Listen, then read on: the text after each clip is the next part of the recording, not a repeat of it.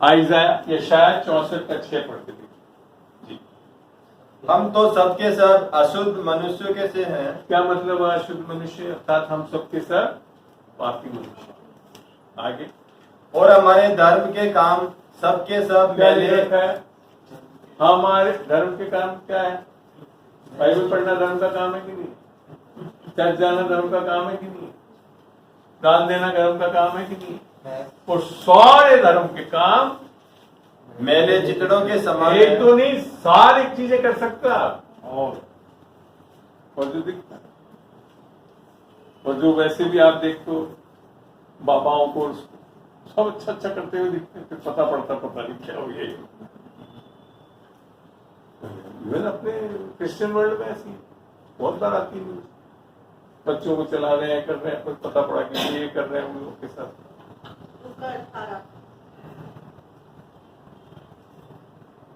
तो अच्छे काम कर लेने से हम क्या कहते हैं, आत्मिक नहीं हो जाते। आत्मिक कब होते हैं? बड़ा क्लियर पौलुस ने बताया। ये वो वापस पढ़ना, रोमियो 8:9, पूरा नहीं पढ़ा था शायद हमें।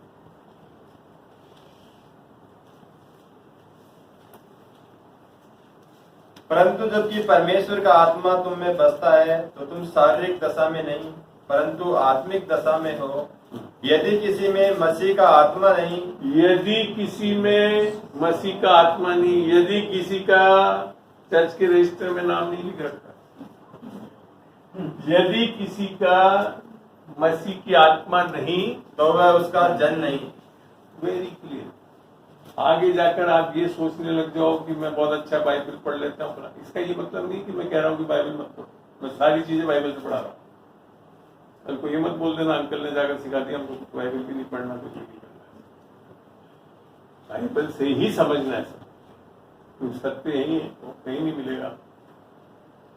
तो आत्मिक कब होते हैं? हम अपने कर्मों के द्वारा आत्मिक नहीं हो सकते। आत्मिक कब होते हैं? जब हमारे को यीशु की आत्मा मिले। आगे तो हमारा जो आज पहला पाठ है गलतियों 5 का, कि अगर तुम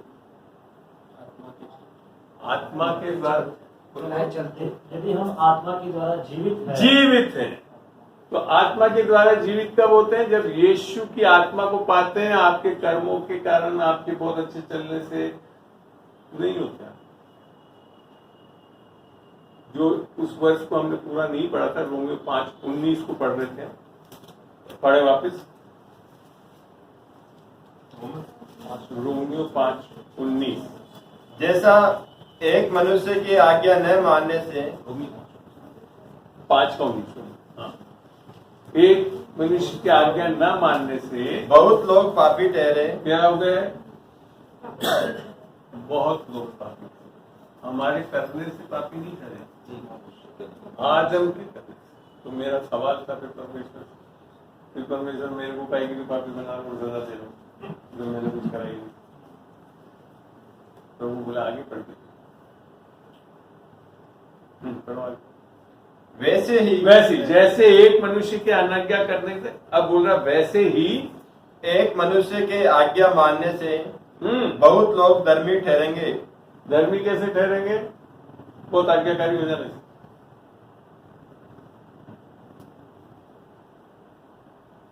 ये सोच लिया कि चलो बाइबल क्लास अटेंड कर लेंगे तो हो जाएंगे, नहीं होंगे। किसके कारण होंगे? यीशु मसीह आज्ञाकारी। ये सुसमझ। आपका आत्मिक बदलाव, आप ना तो पापी आप कुछ करके बने हो, ना धर्मी बन सकते हो कुछ करके। आई बात समझ में? ये जब तक आपके दिमाग में नहीं बैठेगा, रोज जाना परेशान होते रहो। जब पाप कर लोगे तो सोचोगे पापी हो, जब धर्म के काम करोगे तो सोचोगे धर्मी हो, जबकि दोनों ही नहीं हो सकते। किस पे आधारित है वो? यीशु। तो फिर हम क्या पाप करते हैं? ऐसा नहीं। समझेंगे आगे, जो अगला पार्ट है आगे भी चलेंगे। तो बेसिकली आपको जीवन जो मिलता है, जो अनंत जीवन जो मिल रहा है, वो किससे मिल रहा है? जब आपका रिश्ता आपकी आत्मा में परमेश्वर यीशु मसीह की आत्मा से होता है। और ये चीज सारे धर्म में है, इसको बोलते हैं उद्धार। हिंदू धर्म में मोक्ष, मुस्लिम्स में निजात, अंग्रेजी में सैल्वेशन। तो सैल्वेशन का डेफिनेशन सब में बराबर है। हिंदू धर्म में भी क्या बोलते हैं? जब आपकी आत्मा जाकर परमात्मा से एक हो जाती तो मोक्ष। प्रॉब्लम वहां पे बस इतनी सी है कि वो मरने के बाद मानते। तो कौन सा बेटर प्रपोजिशन है? जीते जी जान लेना या मरने के बाद जान लेना? नहीं, वो ये भी तो कहते हैं ना कि कामखड़ा से पहले है? ये भी तो कहते हैं ना कामखड़ा में है।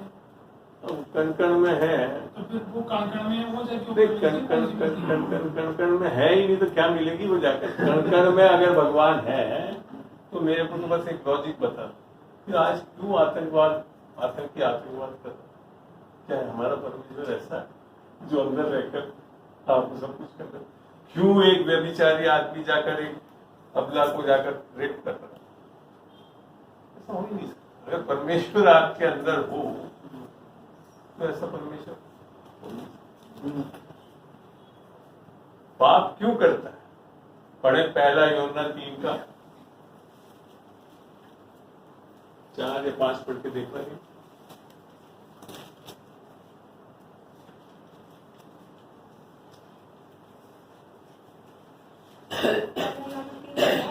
चार या 5 पढ़ना। जो कोई जो पाप कोई करता हाँ, है, कौन सा वर्ष का है? पहला यूहन्ना 3 का 4। हाँ, पहला यूहन्ना 3 का 4। जी हाँ, जो कोई पाप करता है हाँ। वह व्यवस्था का विरोध करता है, हाँ, और पाप तो व्यवस्था का विरोध है। हाँ, तुम जानते हो कि वह इसलिए प्रकट हुआ कि पापों को हर ले जाए, और उसके स्वभाव में पाप नहीं। जो कोई उसमें बना रहता है वह पाप नहीं करता। जो कोई पाप करता है उसने न तो उसे देखा है और न उसे जाना है। मेरे ख्याल से ऊपर ही होगा। वहाँ लिखा है जो पाप करता है वो शैतान की ओर से।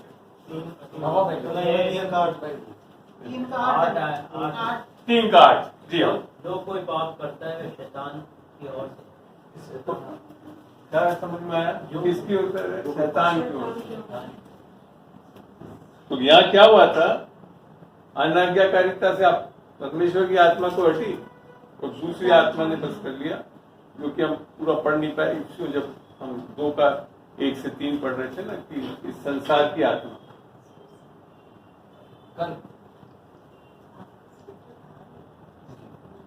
एक मिनट थोड़ा सा हटा देंगे, कहाँ निकालेंगे, इधर से चले जाएंगे एक साथ, ठीक है ना? या चाबी दे देंगे। तो समझ में आ गया? पाप कराने आपको एक चीज समझ में आ गई कि जब तक परमेश्वर की आत्मा है तो आत्मिक जीवन तो शैतान पाप कराता। कई लोग हिंदू में हम सुनते हैं, ऐसा सुनते हैं कि अरे वो सब वही करवाता है, अच्छे की वो बुद्धि देता है, बुरे भी बुद्धि वही देता है। इस तरह की जो तर्क देते हैं जो कैसे समझाएं वो डिफिकल्ट होता है। एक चीज आपको बता दूं, बहुत स्पष्ट है, इसको बोलते हैं सॉवरेनिटी ऑफ गॉड। परमेश्वर सर्वोच्च मानते हैं, धर्म ने सिखाया है, बाइबल में नहीं है। सर्वोच्च मानने से ये सर्वोच्च का आप इंग्लिश डिक्शनरी में भी जाकर आप सॉवरेन वर्ड को देखेंगे, निस्संदेह परमेश्वर सर्वोच्च है, सॉवरेन है, मगर वहां ये कहीं नहीं लिखा था सॉवरेनिटी के साथ कि वो सब कुछ करता है। धर्म ने ये चीज जोड़ दिया क्योंकि वो सर्वोच्च है, सब कुछ करता है। अब क्या है? आसान है, सर्वोच्च है तो वो सब कुछ करता है, मैं तो हूं ही नहीं कुछ करने वाला। परमेश्वर ही झूठ बुलवाता है मेरे से, परमेश्वर ही मेरे से अच्छा करवाता है, ये होगी यही बात। तो कहते हैं किस्मत ही लिखवा के आया है, वैसे तो चलेगा जैसा उसने ऊपर वाले इसकी किस्मत लिखी। सर्वोच्च जो है मैंने बताया सब कुछ नहीं कर रहा परमेश्वर, और अगर ऐसा है वो परमेश्वर जो सब कुछ करता है, अर्थात आतंकवाद भी करवाता है, रेप भी करवाता है, मैं तो उसको सीधा जेल के पीछे डलवाऊं, छोड़ूंगा नहीं। पता ऐसा हो ही नहीं। ये क्यों आ रहा है? और जैसा फिर आपने बताया कठपुतली की तरह नचा। आपको पता बिब्लिकली पृथ्वी पर सारा अधिकार जेनेसिस में परमेश्वर ने मनुष्य को दिया, अर्थात he made you the God of this world. ईश्वर बनाया आपको इस संसार में। आज भी ना तो परमेश्वर ना शैतान कुछ कर सकता है इस संसार में बिना मनुष्य। ये फैक्ट, बिना फ्लेश के ये दोनों जन जो कि आत्मिक है, आत्माएं हैं, इस संसार को कुछ नहीं कर सकते। इस संसार में बॉडी के द्वारा ही आत्मा काम कर सकती। यहां तक कि भी जब दुष्ट आत्मा को निकालने लगा तो उन्होंने कहा हसुअर में डाल दो, किसी एक बॉडी में जाने के लिए गया। बिना बॉडी के बिल्कुल कुछ नहीं, और परमेश्वर भी कुछ नहीं कर सकता। आज अगर मनुष्य नहीं हो, परमेश्वर एक चंगाई नहीं होगी, सुसमाचार नहीं बताया जा सकता परमेश्वर। ये है अथॉरिटी। वास्तव में आप परमेश्वर और शैतान को कठपुतली की तरह नचाते हो। और डाल क्या रखा है? दूसरा चीज क्या है जो आप बोल रहे थे ना, किस्मत है, भाग्य है। क्योंकि वचन नहीं जानोगे तो आपको ऐसे ही लगेगा। 3 योजनाओं में आप चल सकते हो बाइबल के साथ। पहला तो लिख रखा यिर्मयाह 29:11, यिर्मयाह 29:11, जो कि परमेश्वर की योजना है। क्या है लिखा वहां पे? पढ़ते हैं। क्योंकि यहोवा की ये वाणी है कि जो कल्पनाएं मैं तुम्हारे विषय करता हूँ उन्हें मैं जानता हूँ, वे हानि की नहीं। पहले तो बोला वे हानि की नहीं है, हानि की नहीं है, और वरन कुशल ही की है। और कुशल, मतलब 2 चीज कर दिया परमेश्वर। बोल तो यूं ही सकता था, हानि की नहीं, समझ जाना चाहिए। कई लोग मसीह में आकर कहते हैं हमारी हानि हो गई, हमारे साथ ऐसा हो गया, परिवार में ऐसा हो गया, काम धंधे में ऐसा हो गया। तो फिर क्या है? परमेश्वर कहता है कि जो कल्पना मैं तुम्हारे विषय में करता हूँ वो हानि की नहीं। परमेश्वर क्या कह रहा है? हानि की नहीं है, बस खाली कुशल की है। That is the plan. उनका नुकसान परमेश्वर शैतान ने किया, डेविल ने किया, या परमेश्वर को गुजरने दिया उन लोगों को? परमेश्वर, मैं आपको तीनों प्लान बताऊंगा, समझ में आ जाएगा, सवाल ही नहीं पूछने की जरूरत है। तो हानि और कुशल की परमेश्वर कभी भी कुछ बुरा नहीं करता, ठीक है।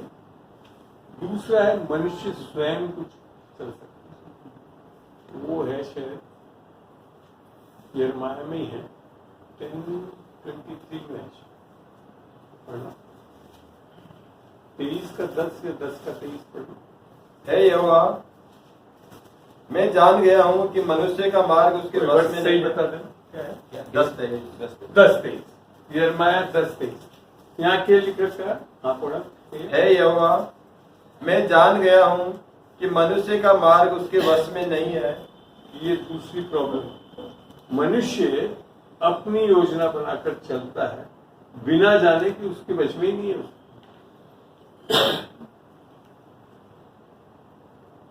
मनुष्य चलता तो है, हाँ, परंतु उसके डग उसके अधीन नहीं है। डग उसके अधीन नहीं है। और ऐसी स्थिति में एक तीसरी योजना लागू हो जाती है, जो कि लिख रखा है यूहन्ना 10:10। क्या लिख रखा है? चोर किसी और काम के लिए नहीं, परंतु केवल चोरी करने और घात करने और नाश करने को आता है। तो ये 3 योजनाएं एक मनुष्य के जीवन में संदर्भित तरीके से काम करते हैं। जो परमेश्वर को जान गया, आत्मा पा गया, तो वहां तो वो क्या है? हानि की नहीं है, कुशल की। दूसरा, ना तो परमेश्वर और ना अभी शैतान भी नहीं है। और ये बहुत आसान बना दिया, हर चीज में शैतान को चलता, मनुष्य चलता है। मगर प्रॉब्लम क्या है वहां पे? प्रोन क्या है वो? शैतान बड़े आराम से उसको अब है। शैतान का जो राज्य है वो क्या है? अंधकार का राज्य है ना, अंधकार का राज्य बोलते हैं ना। इस कमरे में अगर मैं अंधेरा कर दूं और चुपचाप आकर भवन को थप्पड़ मार, तो फिर मैं कहता हूँ अनिल मैथ्यू जी ने मारा, पास में कोई बैठे मान जाएंगे बड़ा आसान। तो शैतान क्या कर रहा है आपके जीवन में? चोरी कर ले, घात कर ले, नाश करता है, सब कर दिए तो धीरे से बोलते भाग्य में सही परमेश्वर की इच्छा तुम्हारे लिए की। अब आप जानते हो परमेश्वर की इच्छा क्या है, आप तो मानते हो कि परमेश्वर सब कुछ करता है। भाग्य बाइबल के हिसाब से destiny is created by you, not by anybody else. कैसे? परमेश्वर के साथ चल, अच्छा है, भला है, कुशल रहोगे। ये शैतान पता ही नहीं है, परमेश्वर तो है ही नहीं, पता ही नहीं शैतान भी ये कर चोरी कर रहा है, सब कर रहा है और बड़े आराम से बेवकूफ बना रहा है, ये करता है। बाकी आपकी बच्ची है ना, मैं अगर इनको बोलूं कि इस बच्ची का भाग्य लिखो तो ये लिखेंगे? टांग टूट जाए, सर फट जाए, नहीं, फिर हम तो ऐसे ही मान रहे कि परमेश्वर एक्सीडेंट करवा देता है, हानि करवा देता है। जब हम सांसारिक पिता होकर ऐसा नहीं लिख सकते तो पिता परमेश्वर आपका भाग्य ऐसे कैसे लिख सकता है? तो ये बात समझना बहुत जरूरी है। तो ये जब तक संदर्भित तरीके से नहीं, अब जानते ही नहीं योजनाएं क्या क्या है, तो आप अंधकार में हो। परमेश्वर की ज्योति को जब तक पाया नहीं, आत्मा को पाया नहीं, प्रकाशन ही नहीं है।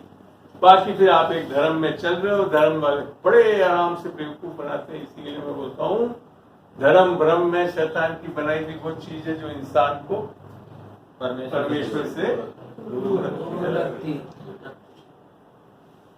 ये पहला जुमला है जब मैं उद्धार पाया ना, बाइबल पढ़ी थी, मेरे को परमेश्वर ने दिया, डर भी लगता था बोलते हुए, स्पेशली पास्टर्स के सामने, जूते लगाएंगे मेरे को। और आज मैं जानता हूँ सत्य वो क्या था जो मैंने पहले लिखा था। शैतान क्या करवाता है? अच्छे काम करो, विश्वास लाओ, पवित्र बनो, तो शैतान ही है धर्म, प्रकाशन नहीं है वो आत्मा। प्रकाशन का है। हाँ बोलो, क्या पता कैसे चले कि हमने परमेश्वर की आत्मा को पा लिया है या हमारा तुम्हारे को कितने दिन हो गए पाए हुए? अरे कैसे जानना चाहते हो? चलो कोई बता सकता है जो आप में से कई लोग बताता है, कैसे पता पड़ेगा कि परमेश्वर की ओर से? एक्चुअली ये पहुंच गया जो सेकंड पार्ट में सिखाने वाला हूँ वही तो है आज कि आत्मा से कैसे चले, वहां पे आएगा, सीखो। तो यहां तक अब बात समझ में आई कि हम आत्मिक कैसे होते हैं? बता सकता है कोई? बोलो, आत्मिक कैसे होते हैं? जब प्रभु यीशु की आत्मा तो बसावत, ठीक है, हमारे आत्मा से रिश्ता बन जाता है, बस आत्मा के यीशु की आत्मा। अन्य तक किस आत्मा से चलाए चल रहे हो? ये रोमियो 8 का छोटा रोमियो 8 हाँ, वो तो आपको आगे जब सिखाएंगे आ जाएगा। तो यहाँ ये चीज समझना है कि जो पहला पार्ट है आज वर्ष का, कि हमें आत्मा जीवित होना, और वो जीवन ये नहीं कि हम फिजिकल जैसे बिना यीशु मसीह के भी आप चल सकते हो, जीवित रह सकते हो। मैं वो फिर मतलब यीशु का आत्मा, पवित्र आत्मा जो सुसमाचार सुनते हैं, किसी किसी को जल्दी से बदल देता है। कई लोग सुसमाचार सुनते रहते हैं, ये भी बदलते हैं, वो सुसमाचार वो भी उसी आदमी से सुन रहे हैं। तो कई बार कई लोगों को मैं सालों से सुसमाचार सुन रहा हूँ, बदल नहीं रहा। किसी को एक बार ही पता है, वो फौरन प्रभु के पास आ गए और आगे बढ़ गया। वो सबसे बड़ी भूख तो आपकी होगी ना, आप सोच रहे आपके सुनाने से बदल नहीं, आपने अभी बताया कि परमेश्वर को डायरेक्ट काम नहीं कर सकता, किसी मनुष्य को मनुष्य के कारण, मगर आत्मा के द्वारा काम होता है, आपके द्वारा नहीं होता। हम लोग कई बार ये मानते कि हम बदल सकते हैं, आप नहीं बदल सकते। बाइबल में लिखा था ना, when the Father draws him near, then he will come to me. यीशु मसीह के पास कैसे आते पिता जैसा कोई खींचना है। जो जो परमेश्वर कहेगा परमेश्वर तो कह चुका है, मगर कैसे करता है? पवित्र आत्मा। खींचता है। क्योंकि मिनिस्ट्री ये पवित्र, और पवित्र आत्मा जब मैं बोल रहा हूँ तो इसका ये मतलब नहीं कि गॉड द फादर अलग है। Basically God is drawing ministry of the Holy Spirit this whole. कई लोगों को हम दवाई देते हैं ना, कहते हैं आपके ऊपर दवाई अच्छी है, हाँ आप सुना ऐसे थे, आप ऐसे हो गए हो, जैसे आपके ऊपर कृपा दया करे, हमदर्दी तो करे ना, वो हमें कुछ खींचे ना, वो चाहते हैं लेकिन नहीं, फिर भी नहीं हो पाता उनके ऊपर। तो आपको पहली चीज समझना है कि पवित्र आत्मा की मिनिस्ट्री क्या है। क्या है पवित्र आत्मा की मिनिस्ट्री, बता सकते? फिर कहीं क्या करता पवित्र आत्मा? मन फिराने का पहले कार्य करता है, वचन सुन करके आपकी रिपेंटेंस पैदा होता है। और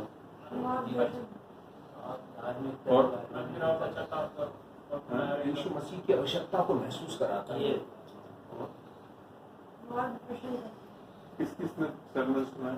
पवित्र आत्मा आकर बताता है कि तुम ये पाप कर रहे हो। हाँ बोलो, सत्य बोलोगे जब समझ लो। कन्विक्ट करता है आपको, ये पाप कर रहे हो, इसके लिए तुम अधर्मी हो, इसके लिए तुम्हारे पर न्याय है। नहीं नहीं, विवेक दोषी ठहराता है ना, तो आत्मा में बताता है कि ये गलत है। मतलब हमारा विवेक ही हमें दोषी ठहराता है अगर जो चीज हम गलत करते हैं तो। ठीक है, लीगल मानता हूँ। अंतरात्मा को बोलती है, कौन बोलता है? बेसिकली विवेक जो है वो बेसिकली कॉन्शियस है, जो अंतरात्मा बोलते हैं।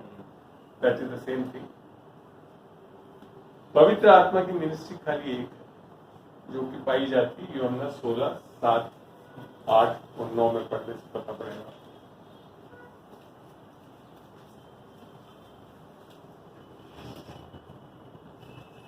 यूहन्ना 16, 7, 8 और 9 पढ़ेंगे। पढ़ दे बेटा। तो भी मैं तुमसे सच कहता हूँ कि मेरा जाना तुम्हारे लिए अच्छा है, क्योंकि यहाँ पे यदि एक और चीज, कितने लोग सोचते हैं कि अगर यीशु मसीह के टाइम में हम उठते तो अच्छा हो। किसी ने नहीं उठाया, देखो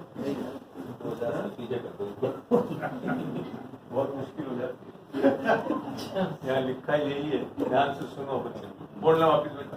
तो भी मैं तुमसे सच कहता हूँ कि मेरा जाना तुम्हारे लिए अच्छा है। क्या लिख रखा है? मेरा जाना तुम्हारे लिए अच्छा है, रहना अच्छा नहीं है। आगे, क्योंकि यदि मैं न जाऊं तो वह सहायक तुम्हारे पास न आएगा, परंतु यदि मैं जाऊंगा तो उसे तुम्हारे पास भेज दूंगा। आज इज फार बेटर। यीशु मसीह के समय में रहते तो खाली ढूंढते रहते, कहीं यरूशलेम में कहीं ढूंढते, यीशु मसीह के पास जाते, उसका कोई कपड़ा छूते, जब जाकर चंगाई मिलती। आज पवित्र आत्मा सबके लिए, आज बेहतरीन है। Yeshu Masih is much alive today than he was. Yeshu Masih बोल रहा है मेरा जाना अच्छा है। आगे, और वह आकर संसार को पाप और धार्मिकता और न्याय के विषय में। 3 चीज लिखा है यहाँ पे, और इसमें थोड़ा सा तैयार है, सवाल पूछूंगा जवाब भी देना। हाँ, क्या चीज बताया? हाँ, पाप और धार्मिकता धार्मिकता और न्याय के विषय में उत्तर करेगा। और न्याय। क्या समझते हो ये? क्या 3 चीज के लिए करेगा ना विरुद्ध? 3 चीज के लिए, पाप धार्मिकता। कोई समझा सकता है क्या क्या करेगा? बोलो ना, अच्छा लगेगा। मैं भी थोड़ा पानी पी लूं। हाँ, आकर बताता है तुम ये करते हो गलत, है ना? ऐसे ही सोचते हैं। पढ़ा कर छोड़ो यार, मैंने ही ऐसी सरमन दिया हुआ है एक जमाने में, जब मेरे को नहीं पता था कि पवित्र आत्मा आकर आपको बताता है ये पाप कर रहे हो, इसके लिए आप धर्मी नहीं हो, इसके लिए न्याय होगा। आया हुआ मैंने, रिकॉर्डेड नहीं है, बस इतना अच्छा बात है। पहली चीज, पवित्र आत्मा पापों को नहीं लिख रखा है, खाली पाप बताता है। Just one sin। हमने क्या बना दिए? जैसे आप, क्या नाम है आपका? पूजा। मैं रोजाना सुबह आऊं तुम्हारे पास, पूजा तो यही कर रही है आजकल, खराब। फिर दूसरे दिन पूजा तो नहीं, ये सब कर, तीसरे दिन दरवाजा खोलेंगे। सही बात नहीं खोलेंगे। ऐसी बना दिए पवित्र आत्मा को कि पवित्र आत्मा अगर आपको ये नहीं करता। अगली वर्ष में क्लियर पढ़ते हैं। पाप के विषय में इसलिए कि वह मुझ पर विश्वास नहीं करते। हाँ, ये बताता है, मुझ पे विश्वास नहीं करता, मुझ पे विश्वास। सुसमाचार बिना पवित्र आत्मा के किसी को प्रकटीकरण नहीं मिलता। सुसमाचार के लिए 3 जन होना बहुत जरूरी। एक तो सुसमाचार बताने वाला, पवित्र आत्मा, और एक बचने वाला। समझे? ये तीनों बिना कुछ नहीं होता। इब्रानियों में लिख रखा है ना, उन्होंने सुसमाचार बताया, उसमें विश्वास ही नहीं मिला। आधे से ज्यादा जो बता रहे हैं सुसमाचार, वो खुद ही सुसमाचार नहीं जानते। सही बात बता दो, उन्हें खुद ने नहीं जाना, क्या बता पाएंगे? क्योंकि सुन लिया यीशु मसीह यहाँ उद्धार करता है, बोल दिया, ये भी बोल दिया आपके पापों के लिए मरा। एक्चुअली क्या आपने खुद ने उसको पाया ऐसा? तो पहली चीज, पवित्र आत्मा आकर आपको पाप का बोलता, और कुछ नहीं करता। आप कितना भी बड़ा पाप कर रहे हो, पवित्र आत्मा आकर ये नहीं बोल रहे कि पाप को क्यों कर, बोलते तुम्हारे को यीशु मसीह की जरूरत है, यही कहता है। और उस टाइम जब आप उसको मन फिरा देते हो, नेक्स्ट चीज, और धार्मिकता के विषय में इसलिए कि मैं पिता के पास जाता हूँ। धार्मिकता के विषय में इसके लिए कि मैं पिता के पास जाता हूँ, अर्थात यीशु मसीह मारा गया, गाड़ा गया और जी उठा, जिसके कारण हम धर्मी ठहरते। अगर वो जी नहीं उठता तो धर्मी नहीं ठहर सकते। पढ़ते हैं रोमियो 4 के आखिर 3 आयत को।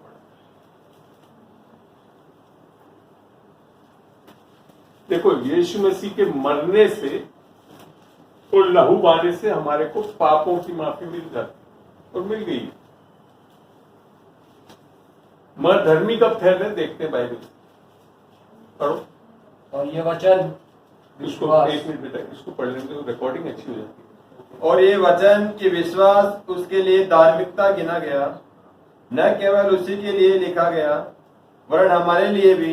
ये अब्राहम के बारे में बताते हुए, संदर्भ देते हुए बताते आगे, जिनके लिए हमारे विश्वास, लिए जिनके लिए विश्वास धार्मिकता गिना जाएगा, अर्थात हमारे लिए जो उस पर विश्वास करते हैं, जिसने हमारे प्रभु यीशु को मरे हुओं में से जिलाया। वह हमारे अपराधों के लिए पकड़वाया गया और हमारे धर्मी ठहरने के लिए जिलाया भी गया। अपराधों के लिए पकड़ाया गया, मारा गया, लहू बहाया, और धर्मी के लिए जिलाया गया। तब धर्मी थे, क्योंकि पापों की माफी मिल गई है, दंड सह लिया, पाप हट सकते हैं आप हमारे, तब धर्मी थे। तभी तो वहां 5:19 में लिखा गया, एक मनुष्य की आज्ञाकारिता के कारण हम धर्मी थे। आई बात समझ में? तो ये जो धार्मिकता है वो क्या बता रहा है कि तुम लोग धर्मी हो। पवित्र आत्मा का ये नहीं बताता रहता है कि तुम पापी हो, धर्मी बन सकते हो। कैसे? यीशु मसीह को अपनाओ, क्योंकि वो मारा गया, जी उठा है, जो धर्मी हो। अब आती तीसरी चीज, न्याय। न्याय के बारे में पढ़ना भैया।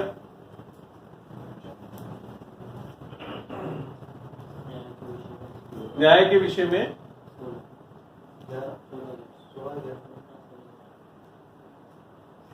क्या हुआ पुनिया जी? 16 का 7, 8 और 9 तो पढ़ चुके, 10वां आयत पढ़े, 11। न्याय के विषय में इसीलिए कि संसार का सरदार दोषी ठहराया गया है। आपको दोषी ठहराने नहीं आ सकता। क्या बताने हैं? दोषी कौन ठहरेगा? शैतान। हम अभी तक हम पाप कर रहे हैं, धर्मी नहीं है, इसके लिए हमारे पर न्याय। फायदा क्या हुआ यीशु मसीह आने? फायदा क्या हुआ? है? यही बात समझ में? सुसमाचार में एक बहुत पढ़िए गलतियों 1 से 3 पढ़ना। पौलुस की, जो न मनुष्य की ओर से और न मनुष्य के द्वारा वर्ण यीशु मसीह और परमेश्वर पिता के द्वारा जिसने उसको मरे हुओं में से जिलाया प्रेरित है, और सारे भाइयों की ओर से जो मेरे साथ है गलातिया की कलीसियाओं के नाम, परमेश्वर पिता और हमारे प्रभु यीशु मसीह की ओर से तुम्हें अनुग्रह और शांति मिलती रहे। अनुग्रह और शांति मिलती रहे। आगे, उसी ने अपने आप को हमारे पापों के लिए दे दिया। कोई सुसमाचार कि यीशु मसीह ने हमारे पापों के लिए दे दिया। हाँ, ताकि हमारे परमेश्वर और पिता की इच्छा के अनुसार हमें इस वर्तमान बुरे संसार से छुड़ाए। आज संसार क्या चाह रहा है? इस संसार में क्या है? पाप है, सब कुछ। इससे छुटकारा चाहना। तो वो किसके द्वारा है? सुसमाचार के द्वारा। इतना सामर्थ्य है। अभी सुसमाचार में ऐसा क्या? मैं खुद बात मैं शुरू में समझ नहीं आता। मैंने कहा यीशु मसीह मारा गया 2000 साल पहले, उससे मेरे क्या फर्क है? सुसमाचार में बहुत सामर्थ्य। क्या सामर्थ्य पता? बाइबल में जो पवित्र आत्मा के बारे में लिखा है वो कितना ही आप अन्य भाषा कर लो, सब कर लो, उससे नहीं मिलता। केवल और केवल सुसमाचार से पढ़ते हैं। रोमियो 1:16।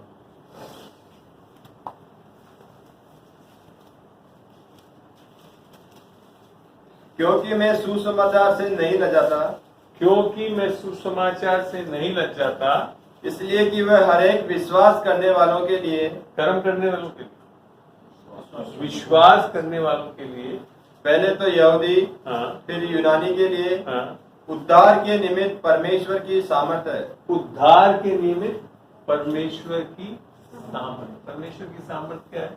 पवित्र आत्मा। उत्पत्ति 1 में 2 में लिखा था, अंधकार था और पवित्र आत्मा उसमें मंडराया और चीजें। इसको हमने इंग्लिश बाइबल में से पढ़ के सुनवाता पढ़े। Romans 1:16.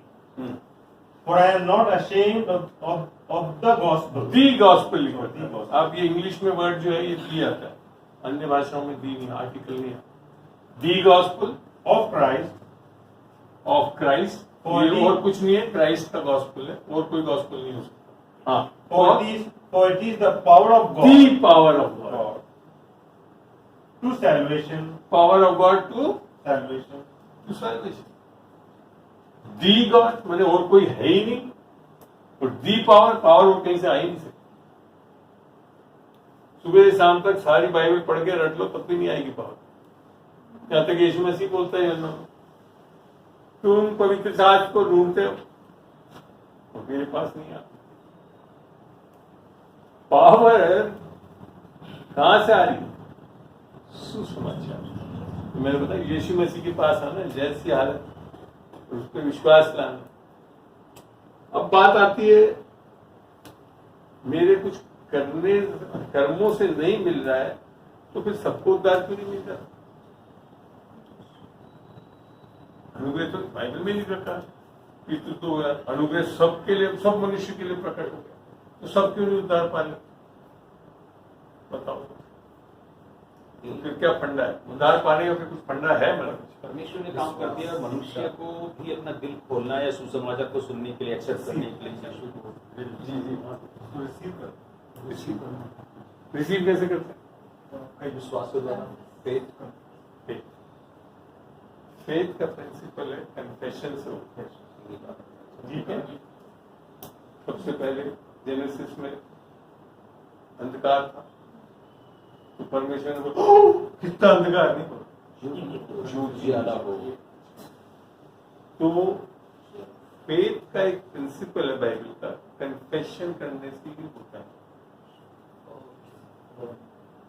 आप जब इसको पढ़ेंगे, पहला कुरिन्थियों 4:13,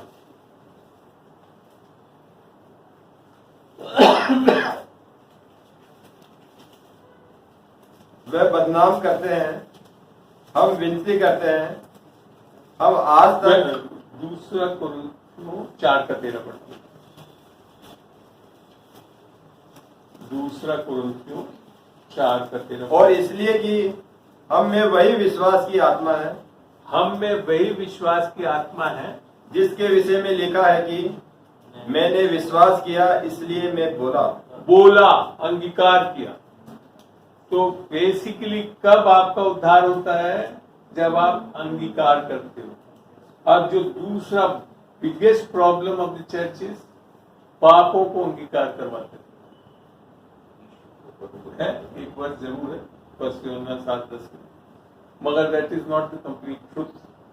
अगर आप बाइबल में उद्धार के बारे में वर्सेस को पढ़ के देखेंगे और कहीं पे भी पापों को अंगीकार करने के लिए नहीं लिखा है। उदाहरण के तौर पर इंसिडेंसेस देखते हैं। एक्ट 16 ही होना चाहिए, 32 होना चाहिए, देखते 31। ये वो समय है जब पौलुस और सिलास जेल में थे।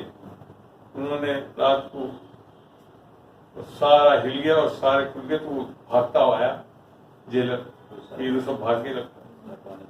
आकर क्या देखा कि सब थे। तो क्या सवाल पूछता है वो, पढ़ना बेटा 16:31 एक्ट 16:31।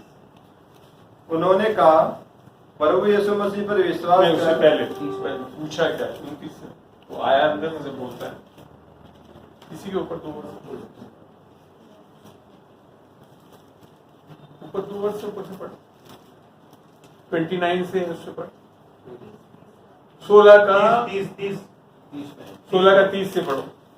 और उन्हें बाहर लाकर कहा क्या भाइयों, उद्धार पाने के लिए मैं क्या से भी करूं? कई लोग अभी तक जिसने उद्धार नहीं आया, तो आपके दिल में आ रहा होगा कि उद्धार के लिए मैं क्या करूं? क्या करूं, यही पूछ रहा हूं। अब पौलुस क्या बोल रहा है?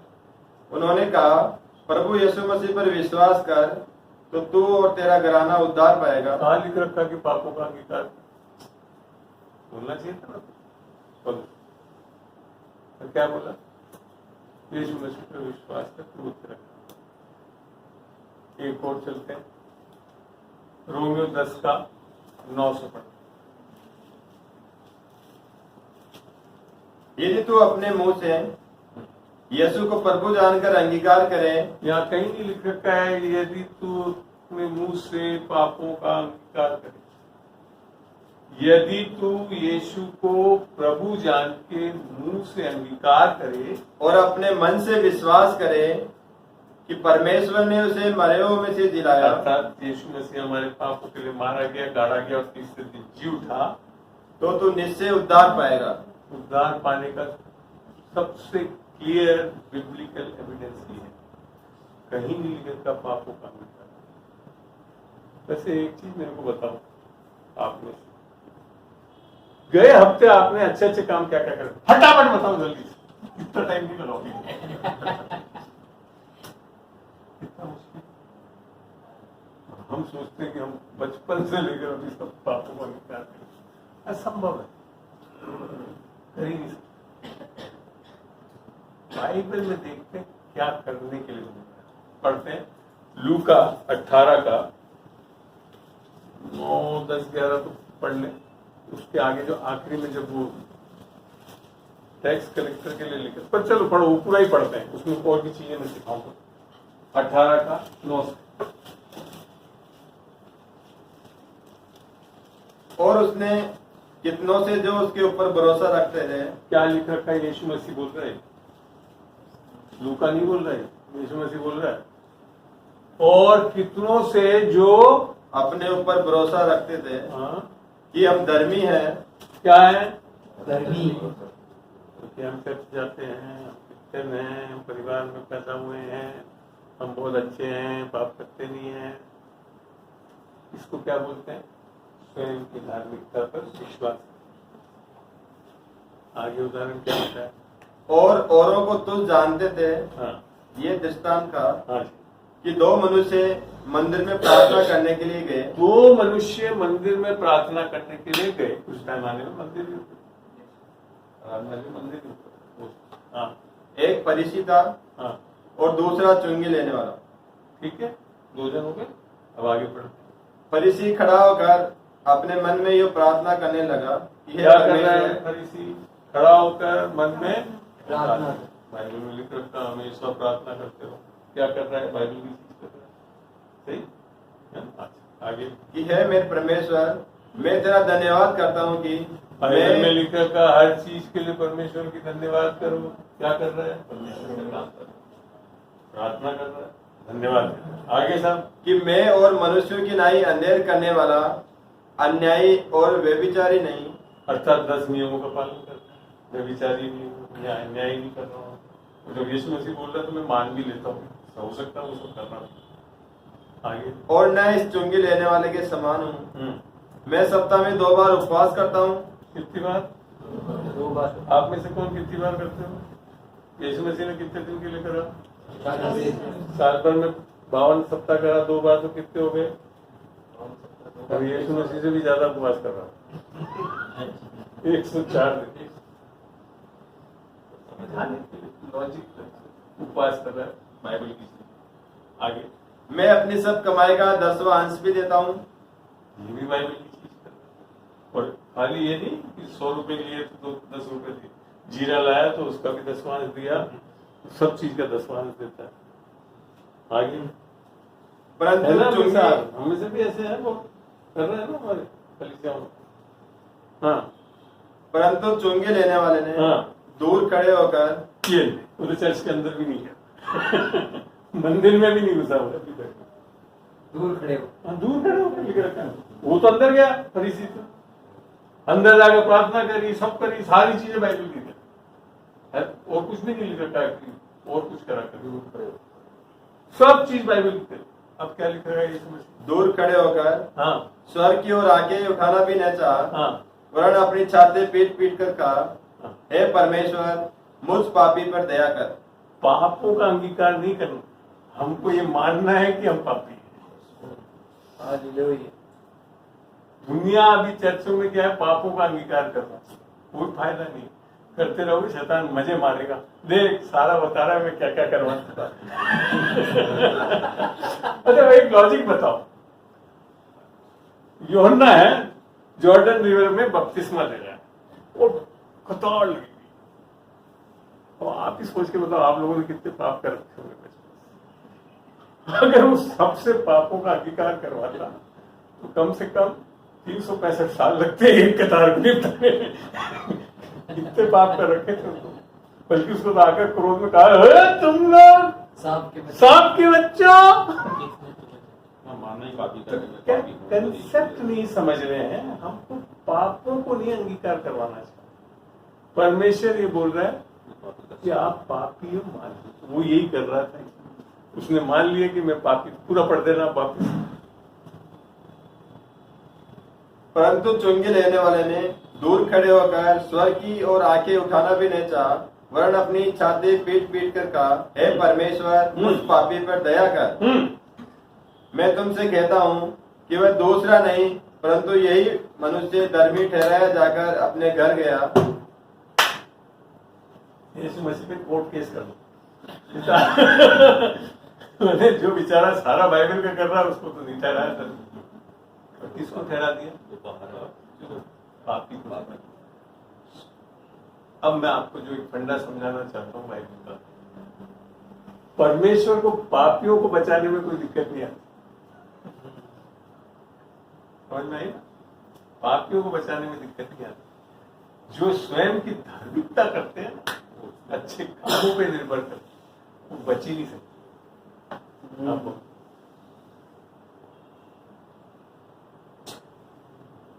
बिब्लिकली पढ़ के देखिए, पढ़े रोमियो 10 का 1 से 3 पढ़ेंगे। रोमियो 10 का 1 से 3। हे भाइयों, हाँ, मेरे मन की अभिलाषा और उनके लिए परमेश्वर से मेरी प्रार्थना है कि वे उद्धार पाए, हाँ, क्योंकि मैं उनकी गवाही देता हूँ। क्या ये एक प्रार्थना है? This is one of the very good prayers. ये ऐसी प्रार्थना जो हम विश्वासियों के लिए वो करनी चाहिए कि लोग उद्धार पाए। आगे, क्योंकि मैं उनकी गवाही देता हूँ कि उनको परमेश्वर के लिए धुन रहती है। क्या लिख रखा है? अब आप सोच रहे हो कि खाली मैंने यहूदी लोगों के लिए बोल रहा था। वास्तव में आप जब संसार में जाओगे तो हमारे कैलाश जी को भी ढूंढ लगे हुए थे ढूंढने में। वो बेचारा मुसलमान जो 5 या 6 बार नमाज पढ़ रहा उसको भी ढूंढने परमेश्वर। ये मत सोच लेना खाली आप मसीह लोगों को ही। बल्कि परमेश्वर को जानने के बाद धुन नहीं रहती है। जो परमेश्वर को जानते नहीं तो उसको ढूंढ करके और पाने मैं की एक कोशिश चीज मैं बताऊं आप इसको तो 1 मिनट में काट दूं। यीशु मसीह ने बोला कि अगर तुम मेरे को पालोगे ना तो neither you will be thirsty neither you will be hungry. वास्तव में अगर मसीह को पाया है नहीं होगी थर्स्ट और हंगर जिस तरह से लोग चाहते। मगर भैया सही में आपने सुसमाचार लोगों ने ग्रहण ही नहीं करा, आत्मा पाई नहीं, इसके लिए परेशान होते। अब क्या बोला? अब जो प्रॉब्लम बताता हूँ क्या प्रॉब्लम है, क्यों नहीं आते हैं। हाँ, गवाही देता हूँ कि उनको परमेश्वर के लिए धुन रहती है, हाँ। परंतु बुद्धिमानी के साथ नहीं, हाँ। क्योंकि वह परमेश्वर की धार्मिकता से अनजान अब होता है। 2 चीज बोली, परमेश्वर की धार्मिकता से अनजान। माने बाइबल के हिसाब से धार्मिकता बड़ा बेसिक जो चीज है समझने की ये है। धार्मिकता मीन्स इंग्लिश वर्ड है righteousness, right standing with God. तो परमेश्वर धार्मिकता, परमेश्वर आपको कैसे धर्मी बनाना चाहता है? उससे अनजान होकर, हाँ, और अपनी धार्मिकता स्थापन करने का यत्न करके। ये है प्रॉब्लम। अपनी धार्मिकता स्थापन करने का यह भी बहुत जबरदस्त शब्द है वहां, यत्न कर। आप में से बहुत लोग यत्न करते रहे। अपनी धार्मिकता बने, that is not God right. तो परमेश्वर कैसे आपको सही करना चाह रहा है उसके तो जानते ही नहीं। अपनी धार्मिकता की ये सोचो कि हम अच्छे काम कर रहे हैं, फलाना कर रहे हैं, बाइबल पढ़ रहे हैं, फलाना कर रहे हैं, इसके आप इस क्वेश्चन करते हो बाइबल पढ़ना गलत बात नहीं, सारी चीजें बाइबल से पढ़ा रहा हूं। मगर ये सब करने से परमेश्वर की धार्मिकता के पूरा पढ़ दो इस वर्ष, क्योंकि वे परमेश्वर की धार्मिकता से अनजान होकर और अपनी धार्मिकता स्थापन करने का यत्न करके परमेश्वर की धार्मिकता के अधीन न हुए। ये है प्रॉब्लम, ये है बेसिक प्रॉब्लम सैल्वेशन नहीं होने का। मेनी ऑफ खाली ये और भी है मगर वे बहुत इंपॉर्टेंट है। और धर्म में चलने वाले के अपनी धार्मिकता में खड़े रहते, जो आप बोल रहे ना, क्यों नहीं आते? अपनी धार्मिकता में खड़े, परमेश्वर की धार्मिकता के अधीन में आएंगी। मेरा तो एक सवाल आता है जी, हम परमेश्वर की आत्मा पाए हुए, परमेश्वर का वचन पाए हुए, अनुग्रह पाए हुए, परमेश्वर के प्रेम को पाए हुए लोग हैं, लेकिन हमारे अंदर तो रिवाइवल नहीं लगता जो उन लोगों में दिखाई देता जो परमेश्वर को मान रहे हैं लेकिन जानते नहीं है, व्यक्तिगत तौर से परमेश्वर को जानते हैं। आए दिन कोई ऐसे सम्मेलन, ऐसी चीजें हैं, पर एक रिवाइवल बेहतर तो बल्कि उनके अंदर दिखाई दे रही जोश अपने धर्म के प्रति, अपने भगवान के प्रति। हम प्रभु में आने के बाद इसके लिए मैं बता रहा हूँ, एक्चुअली में जो आप देख रहे हो ना अन्य जाति, उन्होंने अपने शास्त्रों को भी नहीं पढ़ा, कुछ नहीं पढ़ा, नहीं पढ़ा, सुना ही है उन्होंने, ठीक है। और हमारा ये खुद का व्यक्तिगत एक्सपीरियंस है। हमारे जब यहाँ पे घर में जब आते हैं अन्य जाति वाले बहुत आराम से प्रभु को एक्सेप्ट करते हैं, क्योंकि व्यवस्था के अधीन नहीं है। धर्म क्या व्यवस्था है? तो धर्म की पुस्तक में कुछ नहीं पढ़ता, किसी व्यवस्था के अधीन नहीं। इसके लिए अनुग्रह बहुत जल्दी समझना, और व्यवस्था में जो चलता है उसको अनुग्रह नहीं समझना। और सो कॉल्ड जो क्रिश्चियन है, मैं कई बार प्रभु को धन्यवाद देता हूँ, क्रिश्चियन परिवार में से भी होकर 40 साल तक मैंने पूरी बाइबल नहीं पढ़ी। अच्छा क्योंकि पढ़ लेता तो वही उठा कर 10 नियमों को, और ना संडे स्कूल गए, ना तो 10 कमांडमेंट पढ़े, ना कोई बाइबल पढ़े। बड़े आसानी से अनुग्रह समझ में आ गया। हमारे यहाँ क्या है, ये व्यवस्थाओं को लेकर पढ़कर अनुग्रह को ले ही नहीं पाते। ये है मेन, यहाँ तक मसीह परिवारों में भी हो जाता है। ये मुख्य कारण है कि हम वापस से व्यवस्था के अधीन चले, जिसको समझने के लिए पढ़ते हैं। गलतियों 3 का 1 से पढ़ना शुरू करें। हे निर्बुद्धि गलातियों, हे निर्बुद्धि जेपरियों, किसने तुम्हें मोह लिया है? किसने तुम्हें मोह लिया? ताकि शैतानी शक्ति 5 मिनट। तुम्हारी तो मानो आंखों के सामने यीशु मसीह क्रूस पर दिखाया गया। मैं तुमसे केवल ये जानना चाहता हूँ कि तुमने आत्मा को क्या लिखा है? आत्मा को क्या व्यवस्था के कामों से व्यवस्था के कामों से या विश्वास के समाचार से पाया? क्या उत्तर है? विश्वास के समाचार।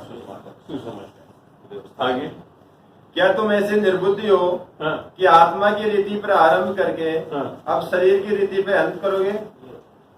आत्मिक बन के वापिस शारीरिक बनना चाहते हैं, ये प्रॉब्लम है चर्च में। हाँ, शुरुआत बहुत अच्छी है, हाँ। आगे चलकर के एंड इतना बुरा तो वो क्या, क्यों शारीरिक क्यों हो रहे हो? क्योंकि व्यवस्था को पकड़ रहे हो। ट्रैक से हट रहे हैं, व्यवस्था में जा रहे हैं वापस। व्यवस्था से तो निकले, प्रभु ने निकाला हमें, ये करो वो करो ये करो। तो बेसिकली प्रॉब्लम क्रिश्चियन वर्ल्ड में विश्वासी होने की गलतियों का चर्च है। अन्य भाषा सब बोलते थे, सब तो वहां पे ही हो रहा था। इसको आगे पढ़ते हैं 5 में, 5 का 1 से पढ़ो। गलतियों 5 का 1 जो आज, या इसको बिना are you able to serve it immediately? Serve कर सकते हो तो रोक दो। 5 मिनट, 5-10 मिनट लगेंगे। चलिए ब्रेक देते हैं यहीं पे और खोल के पढ़ दें 5:25 का वापस। जो पहले पार्ट में आप लोगों को काफी कुछ समझ में आया, उद्धार क्या है, कैसे मिल रहा है। अंगीकार के बिना उद्धार मिल भी नहीं सकता, आपके पापों के कारण नहीं है, यीशु मसीह को अंगीकार करना जी। यदि हम आत्मा के द्वारा जीवित हैं तो आत्मा के अनुसार चले भी। अब क्या चीज है? बेसिकली यीशु मसीह जो है, आपको पता है यीशु मसीह जो आत्मा से चलने के लिए भी एक बहुत बड़ी जरूरत है। नहीं चलते हैं लोग। क्यों नहीं चलते? क्योंकि बाइबल के सारे सत्य को नहीं समझा है। खोलते हैं मत्ती 3 का 10 से 11 पढ़ना। मत्ती 3 का और अब कुल्हाड़ा पेड़ों की जड़ों पर रखा हुआ है। 3 का 11 पढ़े। मैं तो पानी से तुम्हें मन फिराव का बपतिस्मा देता हूं, यूहन्ना बोल रहा है कि मैं तो पानी से तुम्हें मन फिराव का बपतिस्मा देता हूँ, परंतु जो मेरे बाद आने वाला है हाँ, वह मुझसे शक्तिशाली है। हाँ, मैं उसकी जूती उठाने के योग्य नहीं। हाँ, वह तुम्हें पवित्र आत्मा हाँ, और आग से बपतिस्मा देगा। पवित्र आत्मा और आग से। इसको कई लोग समझ नहीं पाते और कई बार तो बाइबल में भी लिखा हुआ है, दोनों को एक ही चीज मान लेते हैं। आप जानते हो जब भी शब्द और लगता है मीन्स 2 चीज, एंड जैसे ही लग जाता है 2 चीज होगी, एक नहीं होती। पवित्र आत्मा और आग से, ठीक है। तो पवित्र जो पहला पार्ट जो हम पढ़ रहे थे, जीवन पाना, वो किससे हो रहा है? इस चीज से, इस बपतिस्मे से हो रहा है। जगत ने, क्रिश्चियन वर्ल्ड ने पानी के बपतिस्मे से मसीह बनना सिखा दिया। पानी का बपतिस्मा गलत नहीं है, सही डॉक्ट्रिन है अगर सही समझो तो। यस, अन्यथा सब कंफ्यूज हो जाओ, ठीक है। उसके ऊपर अभी मैं जा नहीं रहा हूँ, बपतिस्मों के बारे में भी कभी शिक्षा दूंगा। तो पवित्र आत्मा का जो जीवन, जो फर्स्ट पार्ट था हमारा उसका, वो था जीवन कैसे पाते हैं पवित्र आत्मा से। इसके लिए एक वर्ड जरूर पढ़ेंगे, पढ़ते हैं इफिसियों 1 का 12।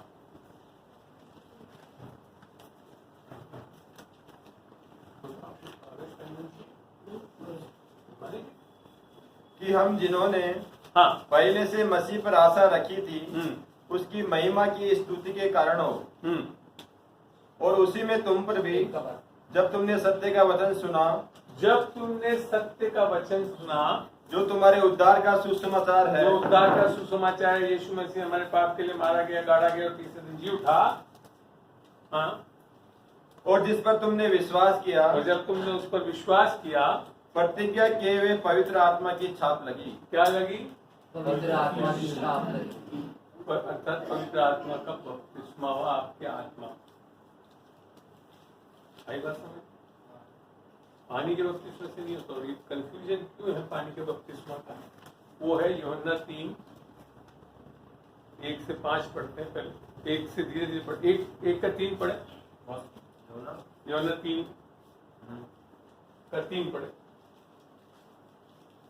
यीशु ने उसको उत्तर दिया, निकोदेमस अभी यीशु मसीह के पास आया और रात में आया, तो उसको ये नहीं मान रहा है कि वो प्रभु है। क्या बोला? टीचर, गुरु मान। आगे, मैं तुझसे सच सच कहता हूँ, यदि कोई नए सिरे से प्रिंसिपल समझ ले बाइबल में। जब भी यीशु मसीह कहता है सच सच कहता हूँ, ट्रूली ट्रूली, मोस्ट एश्योर्डली, वो ही वर्ष है जिसको अक्सर लोग समझ नहीं पाते। ट्रूली ट्रूली, मोस्ट एश्योर्डली, सच सच कहता हूँ, अमूमन उस वर्ष को सही समझ नहीं है। अब क्या है आगे? यदि कोई नए सिरे से न जन्मे हाँ, तो परमेश्वर का राज्य देख नहीं सकता। अब यहाँ खाली इतना से बोला, नए सिरे से न जन्मे तो परमेश्वर का राज्य नहीं देख सकते। परमेश्वर का राज्य में दाखिल होने के लिए यीशु मसीह कह रहा है नए सिरे से जन्म होना चाहिए। अब इसमें नीचे आ जाओ 5 में। यीशु ने उत्तर दिया, यीशु ने उत्तर दिया कि मैं तुझसे सच सच फिर वापिस, मैं तुझसे सच सच कहता हूँ, जब तक कोई मनुष्य हाँ जल और आत्मा से न जन्मे हाँ, तो वो परमेश्वर के राज्य में प्रवेश नहीं कर सकता। अब यहाँ क्या आ गया बेटा बेटियों? जल और आत्मा से न जन्मे वो परमेश्वर के राज्य में प्रवेश नहीं कर सकता। इसको कलीसिया ने एक डॉक्ट्रिन बना। क्या डॉक्ट्रिन बना दी? कि जब आपका पानी का बपतिस्मा होगा तब आपका आत्मा। यह doctrine of the wrong doctrine. इसका ये मतलब नहीं है कि पानी का बपतिस्मा को मैं खंडित कर रहा हूँ। मैं पूरी टीचिंग पानी के बपतिस्मा हो सका तो खत्म करते करते बता भी दूंगा, बस यहाँ पे कहीं भी पानी के बपतिस्मे से लेना देना नहीं, जो कि पूरी चर्चों में इसको उठा रखा। पानी का बपतिस्मा बहुत जरूरी है, बिब्लिकल है, लेना चाहिए, सही है, पर यहाँ नहीं है ये पानी का, क्योंकि अगला वर्ष क्लियर करता है। अगली आयत को पढ़ो। क्योंकि जो शरीर से जन्मा तो है, यहाँ पे 2 बात आई थी ना। पहले तो बोला जो पानी से जन्मा है और जो आत्मा से जन्मा है। पहले वाले वर्ष जो भी पढ़ा, जब तक तुम जल से, पानी अर्थात जल से और आत्मा से नहीं जन्मेंगे तो तुम परमेश्वर के राज्य में दाखिल नहीं हो सकते। अब क्या बोल रहा है? जो शरीर से जन्मा है, एक तो अब शरीर से जन्मा बोल रहा है, वह शरीर है, और जो आत्मा से जन्मा है वह आत्मा है। और दूसरा तो वही बात, आत्मा से जन्मा ही बोल रहा है। ऊपर भी आत्मा बोल रहा है, नीचे भी आत्मा। तो ये चलो इसको तो खत्म करो, एक ही बात हो।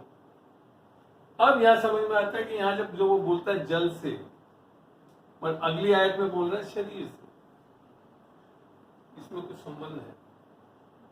और ये पानी के बपतिस्मे का मत संबंध नहीं है। ये है आपका शारीरिक जन्म, फिजिकल बर्थ, नॉट बपतिस्मा वाला बर्थ। होता ही नहीं, पानी के बपतिस्मे से कोई जन्म नहीं होने वाला। बेसिकली भी जब आप मनुष्य जाति का जब जन्म होता है, माँ के कोख में पानी में रहता है, बाहर निकलता है, पानी से देते हैं, सब करते हैं।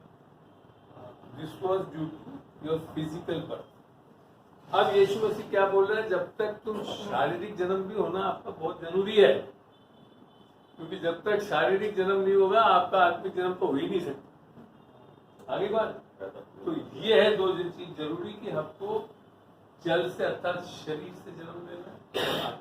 अब आपको दूसरी चीज और बता दूं, आपका शरीर से जन्म लेना भी आपके बस में बात नहीं, ये आपकी इच्छा से नहीं, आपके माँ बाप की इच्छा से। हम लोग तो नहीं, हम लोग कर लेंगे। और ऐसे ही आत्मा का जन्म भी आपकी इच्छा से नहीं होता, परमेश्वर से विकास होता।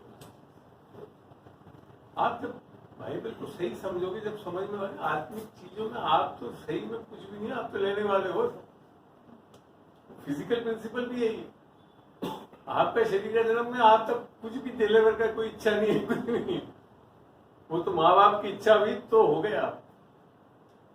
ऐसी आत्मिक जन्म भी पिता की, जो कि योना में भी लिखा था ना, पढ़ के देखते हैं।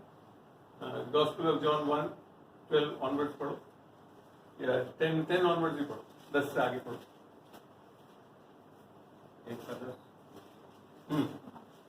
गॉस्पेल ऑफ जॉन, सुसमाचार 1:10 से पढ़ो। वह जगत में था और जगत उसके द्वारा उत्पन्न हुआ और जगत ने उसे नहीं पहचाना। वह अपने घर आया और उसके अपनों ने उसे नहीं ग्रहण किया। यीशु मसीह के बारे में लिख रहा है। यस आगे। परंतु जितनों ने उसे ग्रहण किया। अब यहाँ पे एक चीज है, सब नहीं ग्रहण करते। जितना तो आप एक चीज पहला क्लियर कर दो, कितनी भी सुसमाचार बता लो, कुछ सब लोग नहीं जान पाएंगे। बाइबल बता यस जितनों ने उसे ग्रहण किया, हाँ उसने उन्हें परमेश्वर के संतान होने का अधिकार दिया, हाँ, अर्थात उन्हें जो उसके नाम पर विश्वास रखते हैं। वह न तो लहू से, वो न तो लहू से, न शरीर की इच्छा से, न शरीर की इच्छा से, न मनुष्य की इच्छा से, न मनुष्य की इच्छा से, परंतु परमेश्वर से उत्पन्न हुए हैं। तो नया जन्म ये परमेश्वर की इच्छा है आपको देने।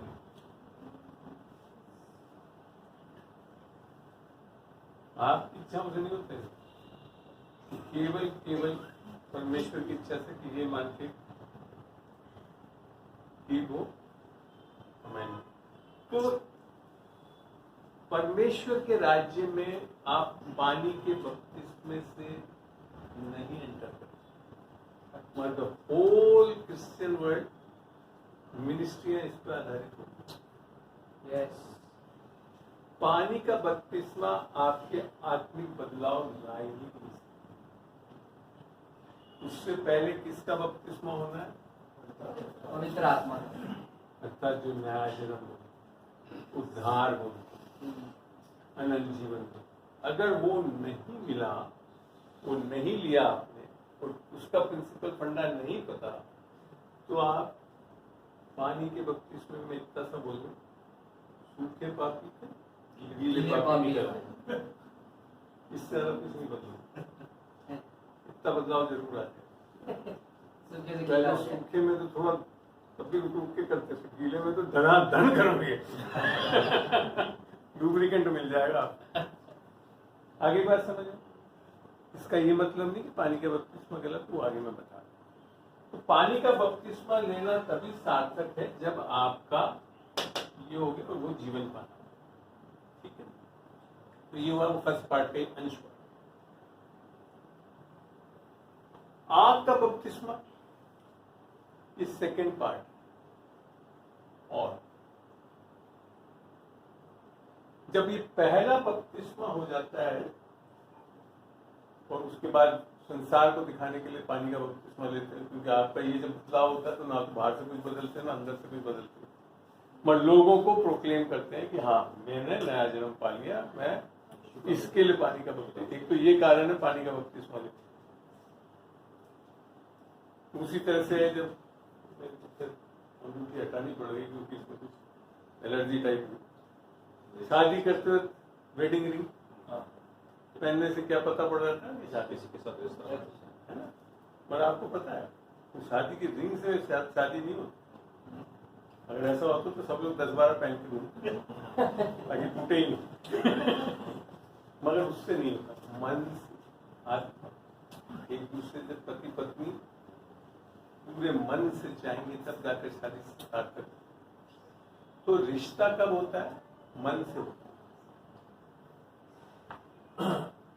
इससे आपकी आत्मा पूर्ण रूप से परमेश्वर की आत्मा की अधीनता में आ जाए।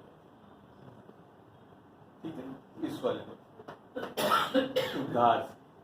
और यही नहीं, बेसिकली आपकी आत्मा ही नहीं, आपकी आत्मा तो रहती नहीं, वो पूरी नई बन जाती।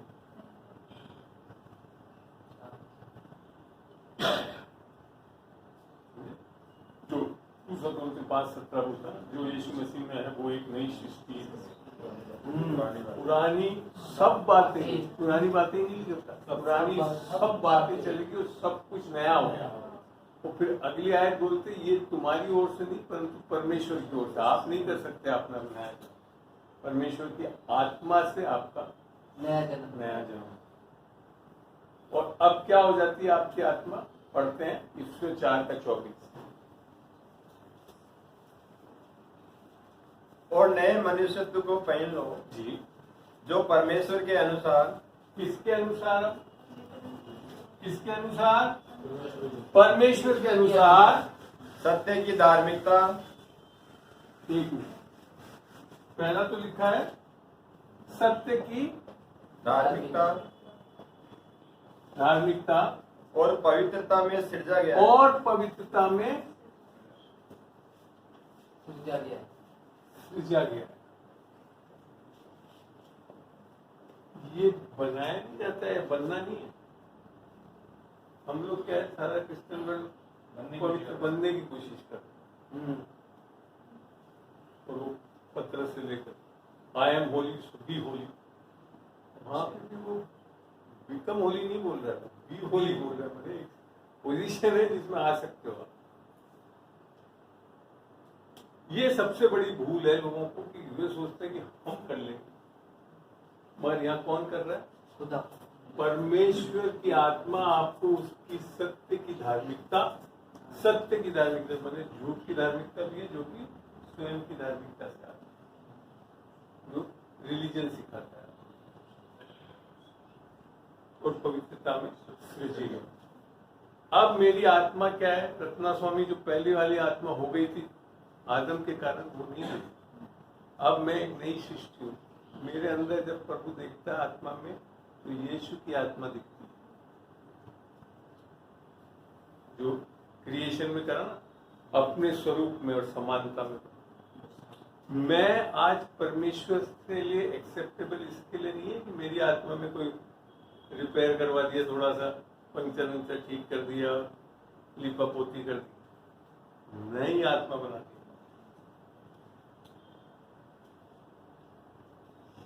ये आत्मा बदलाव आएगा तब जाकर सेकंड पोजीशन चलेगा, अन्यथा नहीं चल सकता। सारी बात समझ में? इसको पौलुस ने समझा बहुत अच्छी तरह। गलतियां 2:20 में क्या लिखा है? मैं पढ़ लो, मैं मसीह के साथ पढ़ दो खोल के, कभी कभी वर्सेस में से कुछ खा जाते हैं हम। मैं मसीह के साथ क्रूस पर चढ़ाया गया हूँ और अब मैं जीवित न रहा। अब क्या बोल रहा है ये? मेरी आत्मा जीवित नहीं रह रही है। हाँ, अब मैं जीवित न रहा पर मसीह मुझ में जीवित है, और अब मैं शरीर में जो जीवित हूँ, और फिर मैं जो शरीर में जीवित हूँ, क्योंकि अब 4 की बात आएगी। हाँ, तो केवल उस विश्वास से जीवित हूँ जो परमेश्वर के पुत्र पर है। देखो बड़ा अच्छा शब्द लिखा है उधर। Faith of Son of God. केवल केवल केवल शब्द समझते हैं? मतलब फिर आपके कुछ चलने पलने की बातें नहीं आ रही। केवल और केवल, और इंग्लिश में बड़ा अच्छा लिख रखा है old king James, by the faith of Jesus है। अपने विश्वास से भी नहीं चलाना चाहता परमेश्वर। Faith in the Son of God. New king James version, old king James version पढ़ोगे तो वहां लिखा faith of the son of God. आपके विश्वास से नहीं चलाना चाहता परमेश्वर। आपको एक विश्वास देता है जिससे आप चलते हैं। आपका विश्वास कैसा होता है? सुबह प्रार्थना सुन गई, शाम को फिर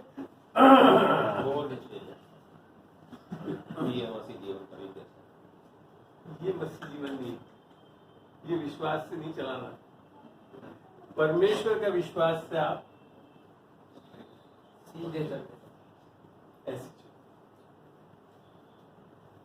क्योंकि राई का दाना का विश्वास भी काफी यस अंकल।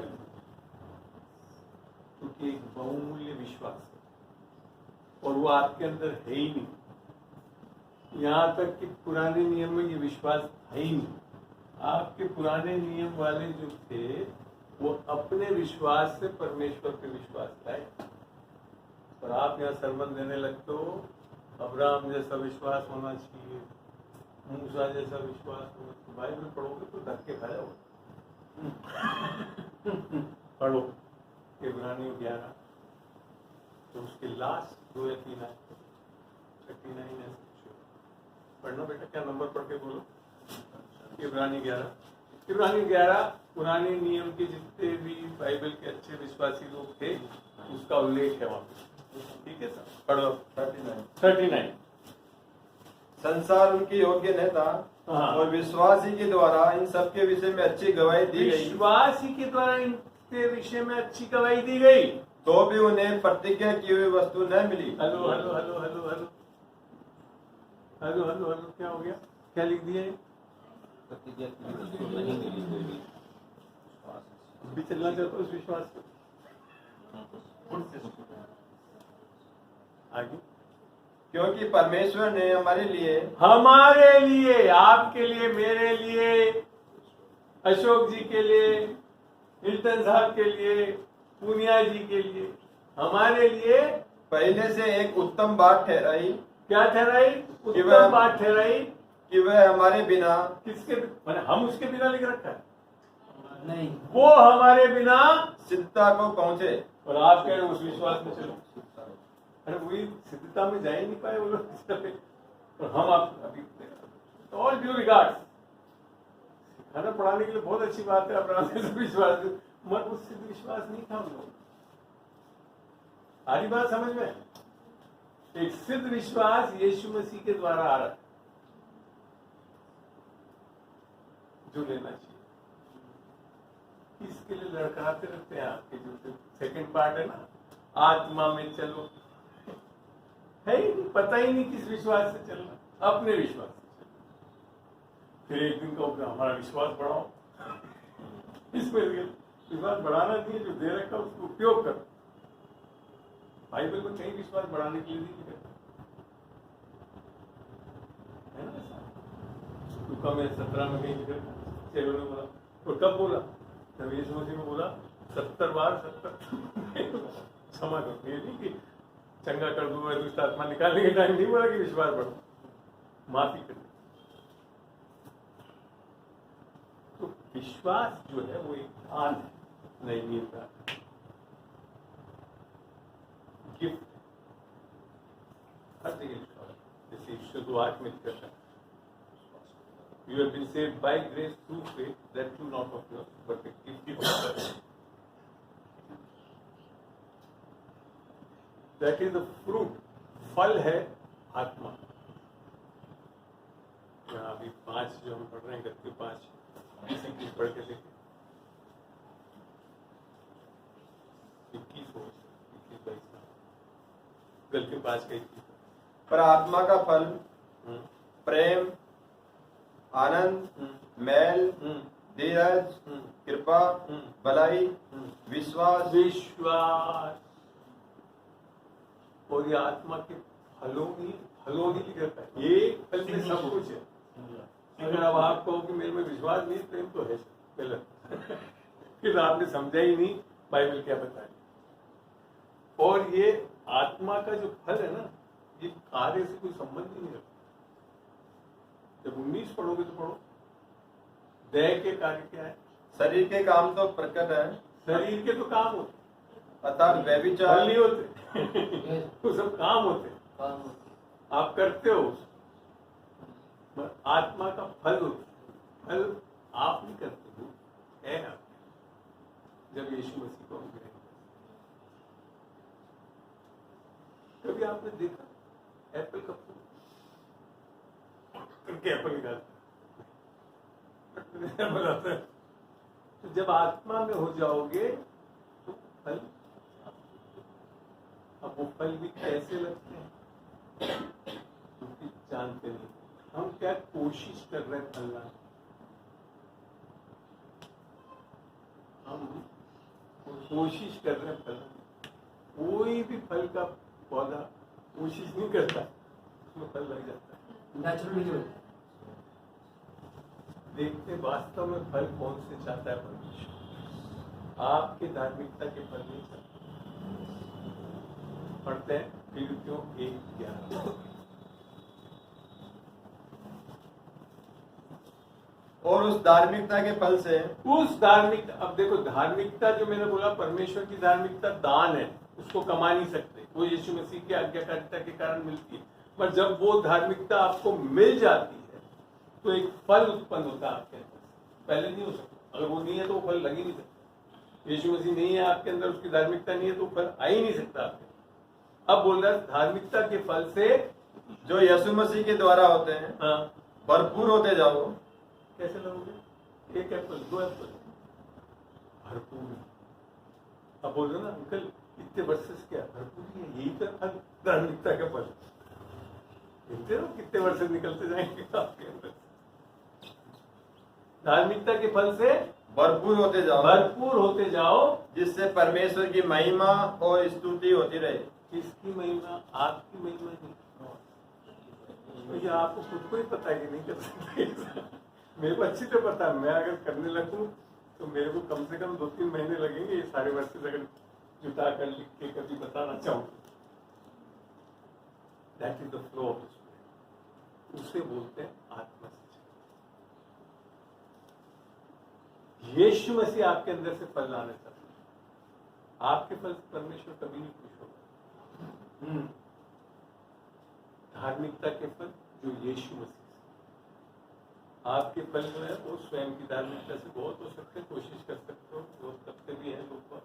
शुरुआत में हम भी बहुत करते थे, समझ में आ गया अपने फल नहीं लाते, परमेश्वर को फल लाते, जिसको यीशु पौलुस ही समझ पाए इस चीज। कहीं योना पौना नहीं, योना तो सब लग जाता था, जैसे वो कोई खाना यहूदी आता था छोड़ देता था, खाना वाना खाना हम लोग के साथ। पौलुस ने डांटा भी उसको। इससे ग्रेस में चलने की टाइम ये फर्क पड़ता है, क्योंकि ग्रेस कौन है? अनुग्रह क्या है? यीशु मसीह। अनुग्रह कोई डॉक्ट्रिन डेफिनेशन सब देने के लिए बहुत अच्छी बात है, अनलिमिटेड लव ऑफ गॉड, ये सब चीज अच्छी है सीखने। तो वास्तव में कौन है? यीशु मसीह।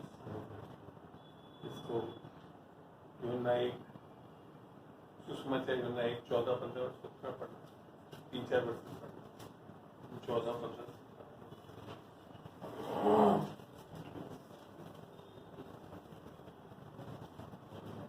और वचन देहधारी हुआ और अनुग्रह और सच्चाई से परिपूर्ण होकर हमारे बीच में देखिए अनुग्रह और सच्चाई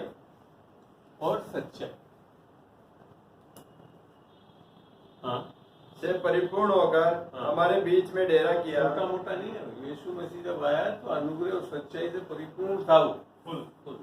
उससे ज्यादा कहीं मिल ही नहीं सकता आपको अनुग्रह और सच्चाई। तभी तो बोलता मैं ही मार्ग, मैं ही सत्य, मैं ही जीवन। आगे अनुग्रह और सच्चाई से परिपूर्ण होकर हमारे बीच में डेरा किया और हमने उसकी ऐसी महिमा देखी जैसे पिता के एकलौते की महिमा। यूहन्ना ने उसके विषय में गवाही दी। एक इसमें और पढ़ना, मूसा के द्वारा व्यवस्था दी गई, ऊपर होगा 17 में पढ़ो, वहां पढ़ो। व्यवस्था तो मूसा के द्वारा दी गई। क्या दिया गया? व्यवस्था तो मूसा के, व्यवस्था क्या थी? 10 नियम की पट्टियों पे लिख के किसके द्वारा दी गई? मूसा। तो व्यवस्था आई नहीं, अर्थात पर्सन नहीं था, तो दी गई। अनुग्रह और सच्चाई पर्सन है जो भैया से पूछ लीजिए, इनको सिर्फ 5 घंटे का ट्रैवल करना है। हाँ, आप में से कोई भी अगर बीच में जाना आना चाहता है निस्संदेह, वो तो रात भर बैठने के लिए चाहता, खाना वाना तैयार करा। तो अनुग्रह और सच्चाई यीशु मसीह के द्वारा आई, दैट इज इन पर्सन आया। ऊपर से व्यवस्था के साथ सच्चाई नहीं, ध्यान करें, व्यवस्था खाली व्यवस्था, सच्चाई किसके साथ थी? आपको ध्यान है जब यूहन्ना 8 में पढ़ते हैं तो यहूदी लोगों से बात कर रहा है, यीशु मसीह बता रहा है सब कुछ, और तब वो बोलता है सत्य को जानोगे तो सत्य आ जाएगा। उस टाइम के जो यहूदी होते थे वो सारी जो भी बाइबल के उस टाइम की तोरा फोरा सब जानते थे। बड़ा अजीब लगता है, वहाँ यीशु मसीह बोल रहे हैं सत्य, पूरी बाइबल को जानते हैं, फिर कौन सा सत्य जानना है? ये अनुग्रह को नहीं समझ। वो फिर बाद में 34 में बोली थी, जब पुत्र तुम्हें आजाद करेगा नहीं समझ में आया तो बताना ही पड़ा कौन है वो। तो सच्चाई और अनुग्रह हमेशा साथ चलते। अगर आप अनुग्रह को नहीं समझोगे तो सच्चाई भी नहीं जान सकते। नहीं जान व्यवस्था से सच्चाई नहीं मिलती, यहाँ तक कि व्यवस्था से तो विश्वास का कोई लेना देना भी नहीं। ये पता है, कभी आपने पढ़ा है? पढ़ा कहीं? व्यवस्था से सिर्फ पाप की पहचान होती है, लेकिन छुटकारा नहीं, व्यवस्था का विश्वास से कोई संबंध ही नहीं है। पढ़ते हैं गलती 3 का 11-12। पर ये बात प्रकट है कि व्यवस्था के द्वारा परमेश्वर के यहाँ कोई धर्मी नहीं ठहरता, क्योंकि धर्मी जन विश्वास से जीवित रहेगा। पर व्यवस्था का विश्वास से कुछ संबंध नहीं। क्या लिखा है भैया? और आप लोग संडे स्कूल में 10 नियमों को रटवा दो। संडे स्कूल बचपन में 10 नियम पढ़ के 30 साल में बेटा बिल्कुल उल्टा चलता है। क्यों? क्योंकि उसका अंदर बाइबल का विश्वास आए। इसका ये मतलब नहीं कि व्यवस्था में कोई गलती। दोनों साथ में लिख रखा है, व्यवस्था तो खुद परमेश्वर ने अपनी उंगलियों से तुरंत के लिख के दी थी। व्यवस्था में कोई गलती थी, और व्यवस्था के द्वारा आप धर्मी नहीं ठहर सकते। ठहर सकते हो, यस कर दिया। यीशु मसीह व्यवस्था के द्वारा ही धर्मी ठहरा, पर आप और हम नहीं ठहर सकते, क्योंकि हम पापी हैं। और पापी लोग व्यवस्था को पूरा करके धर्मी नहीं ठहर सकते। पढ़ना चाहे तो पढ़े, गलतियों 3 का 23। पर विश्वास के आने से पहले इसको बेटा 21 से पढ़ना। तो क्या व्यवस्था परमेश्वर की प्रतिज्ञाओं के विरोध में है? तो यहाँ पे ये देखो, अंकल ये मत बोल देना, अंकल बता देते व्यवस्था बिल्कुल बेकार। पर नहीं, व्यवस्था में कोई खराबी नहीं, वो प्रतिज्ञाओं के विरोध में भी नहीं है। आगे क्या लिखा है? कदापि नहीं। कदापि नहीं। ध्यान दें, कभी कोट मत करना। हाँ, क्योंकि यदि हाँ, ऐसी व्यवस्था दी जाती, यदि ऐसी व्यवस्था दी जाती जो जीवन दे सकती, जो जीवन की बात थी ना, किससे जीवन मिलती? अब यहाँ जो फर्स्ट पार्ट था ना, अब हम लोग कितने लोग व्यवस्था में अटके हुए हैं जीवन के। और यहाँ क्या बोल रहा है? अगर इस ऐसी कोई व्यवस्था दी जाती जिससे जीवन मिलता, तो सचमुच धार्मिकता व्यवस्था से होती। है जी? हाँ, जीवन आज पहली बार लग रहा हो, पता नहीं कहाँ आ गए। कौन सी बाइबल पढ़ा रहे हैं? पर बाइबल वही है, पढ़ते नहीं हो, दर्शन नहीं, प्रकाशन नहीं है। व्यवस्था से धार्मिकता आ ही नहीं सकती। और यही नहीं, अनुग्रह को व्यर्थ ठहरा दोगे। ऐसा गलतियों 3:21 में लिखा है, पढ़ो। तो क्या व्यवस्था परमेश्वर की प्रतिज्ञाओं के विरोध में है? कदापि नहीं। कदापि नहीं। आगे, क्योंकि यदि ऐसी व्यवस्था दी जाती जो जीवन दे सकती, तो सचमुच धार्मिकता व्यवस्था से होती। परंतु पवित्र शास्त्र में सबको पाप के अधीन कर दिया, ताकि वह प्रतिज्ञा, हम सब पापी, इसके लिए व्यवस्थाओं को पालन करके धर्मी नहीं थे। आगे, ताकि वह प्रतिज्ञा जिसका आधार यीशु मसीह पर विश्वास करना है, विश्वास करने वालों के लिए पूरी हो जाए। वो कार्य नहीं है, वो प्रतिज्ञा है। जैसे विश्वास करते हैं तो पूरी हो जाती है, अंगीकार करते हैं। इसमें देखो जी 22 में लिखा है, but the scripture has confined all under sin. The scripture ने मोहर लगा रखी है। हाँ, 3:31, रोमियो 3:21 में क्या लिखा है? 3:23 सब ने पाप किया, परमेश्वर को महिमा से रहित है। अब मैं आपको बताऊं, इस बाइबल वर्ष को सब लोग जानते हैं, अगला वर्ष नहीं जानते वहां, क्योंकि असली में सुसमाचार है। 23-24 जो है ना, 24 वहां पढ़ो, असली चीज वो पढ़ना चाहिए। हम खाली यही पढ़ते रहते हैं, सब ने पाप किया और परमेश्वर की महिमा से रहित है। पढ़े उसको जरा, रोमियो 3 का, इसी के आगे पहले 23 पढ़ना। नहीं, गैलेशियंस का। नहीं, अभी तो मैं पढ़वा रहा हूँ। आपने तो पूछा, तो वो बाइबल में लिख रखा है, सब ने पाप किया और महिमा। आप पढ़ना भी है। पर विश्वास के आने से पहले पहले व्यवस्था यहाँ नहीं अभी पढ़ो, पहले वहां जाओ, बाद में लाओ। रोमियो 3 का 23-24 सबने पाप किया और परमेश्वर की महिमा से रहित हैं। इसलिए कि सबने पाप किया है और परमेश्वर की महिमा से रहित है। अब वो महिमा समझ रहे हैं, जो पवित्र आत्मा अंदर थी वो हट चुकी है, तो महिमा से रहित। आगे परंतु उसके अनुग्रह परंतु से मैंने बताया ना, खाली वो वर्ष पे याद रखते हैं, पाप पाप पाप पाप पाप पाप। परंतु उसके अनुग्रह से हाँ उस छुटकारे के द्वारा हाँ जो यीशु मसीह में है हाँ सेहत में धर्मी ठहराए जाते हैं। फोकट में धर्मी ठहराए थे। हम लोग खाली एक वर्ष को लेकर और ठोकते रहते, हमने पाप किया। अरे उसके आगे भी तो बताओ, धर्मी भी ठहर सकते, वो बताते ही। फिर कहते हैं सुसमाचार तुम जाने कर हम लोग क्या बोलते, हम लोग पाप की हो, परमेश्वर नाराज है, सो गई टान और बाण मुर्दाओं नहीं तो नहीं। हमको बताना कितने भी बड़े पापी हो, परमेश्वर तुमसे प्रेम, इसके लिए तो उसने तुम्हारे ज्ञान दिया। इसलिए तो तुम बिना तुम्हें पेस्ट्री खिला दें। ओ सॉरी, सॉरी नहीं, सॉरी।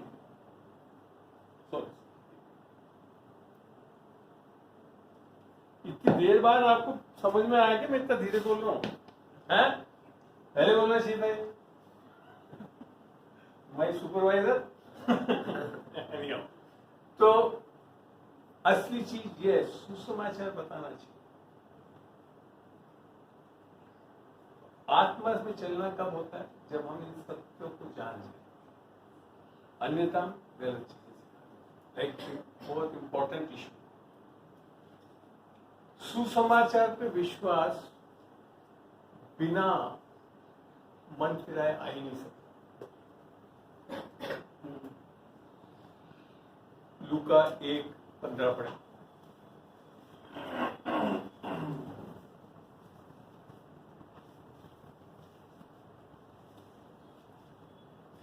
मैं टॉपिक को थोड़ा ओवरलैप करना पड़ता है, सुनते जाए आनंद जी।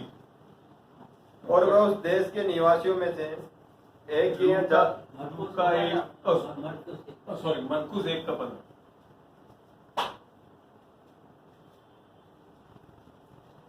और कहा समय पूरा हुआ है। समय पूरा हुआ है, और और यीशु मसीह बोला, this is the first sermon which he preached।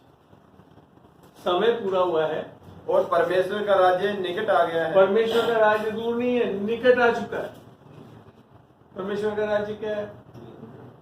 Romeo 14:17, पवित्र आत्मा में शांति।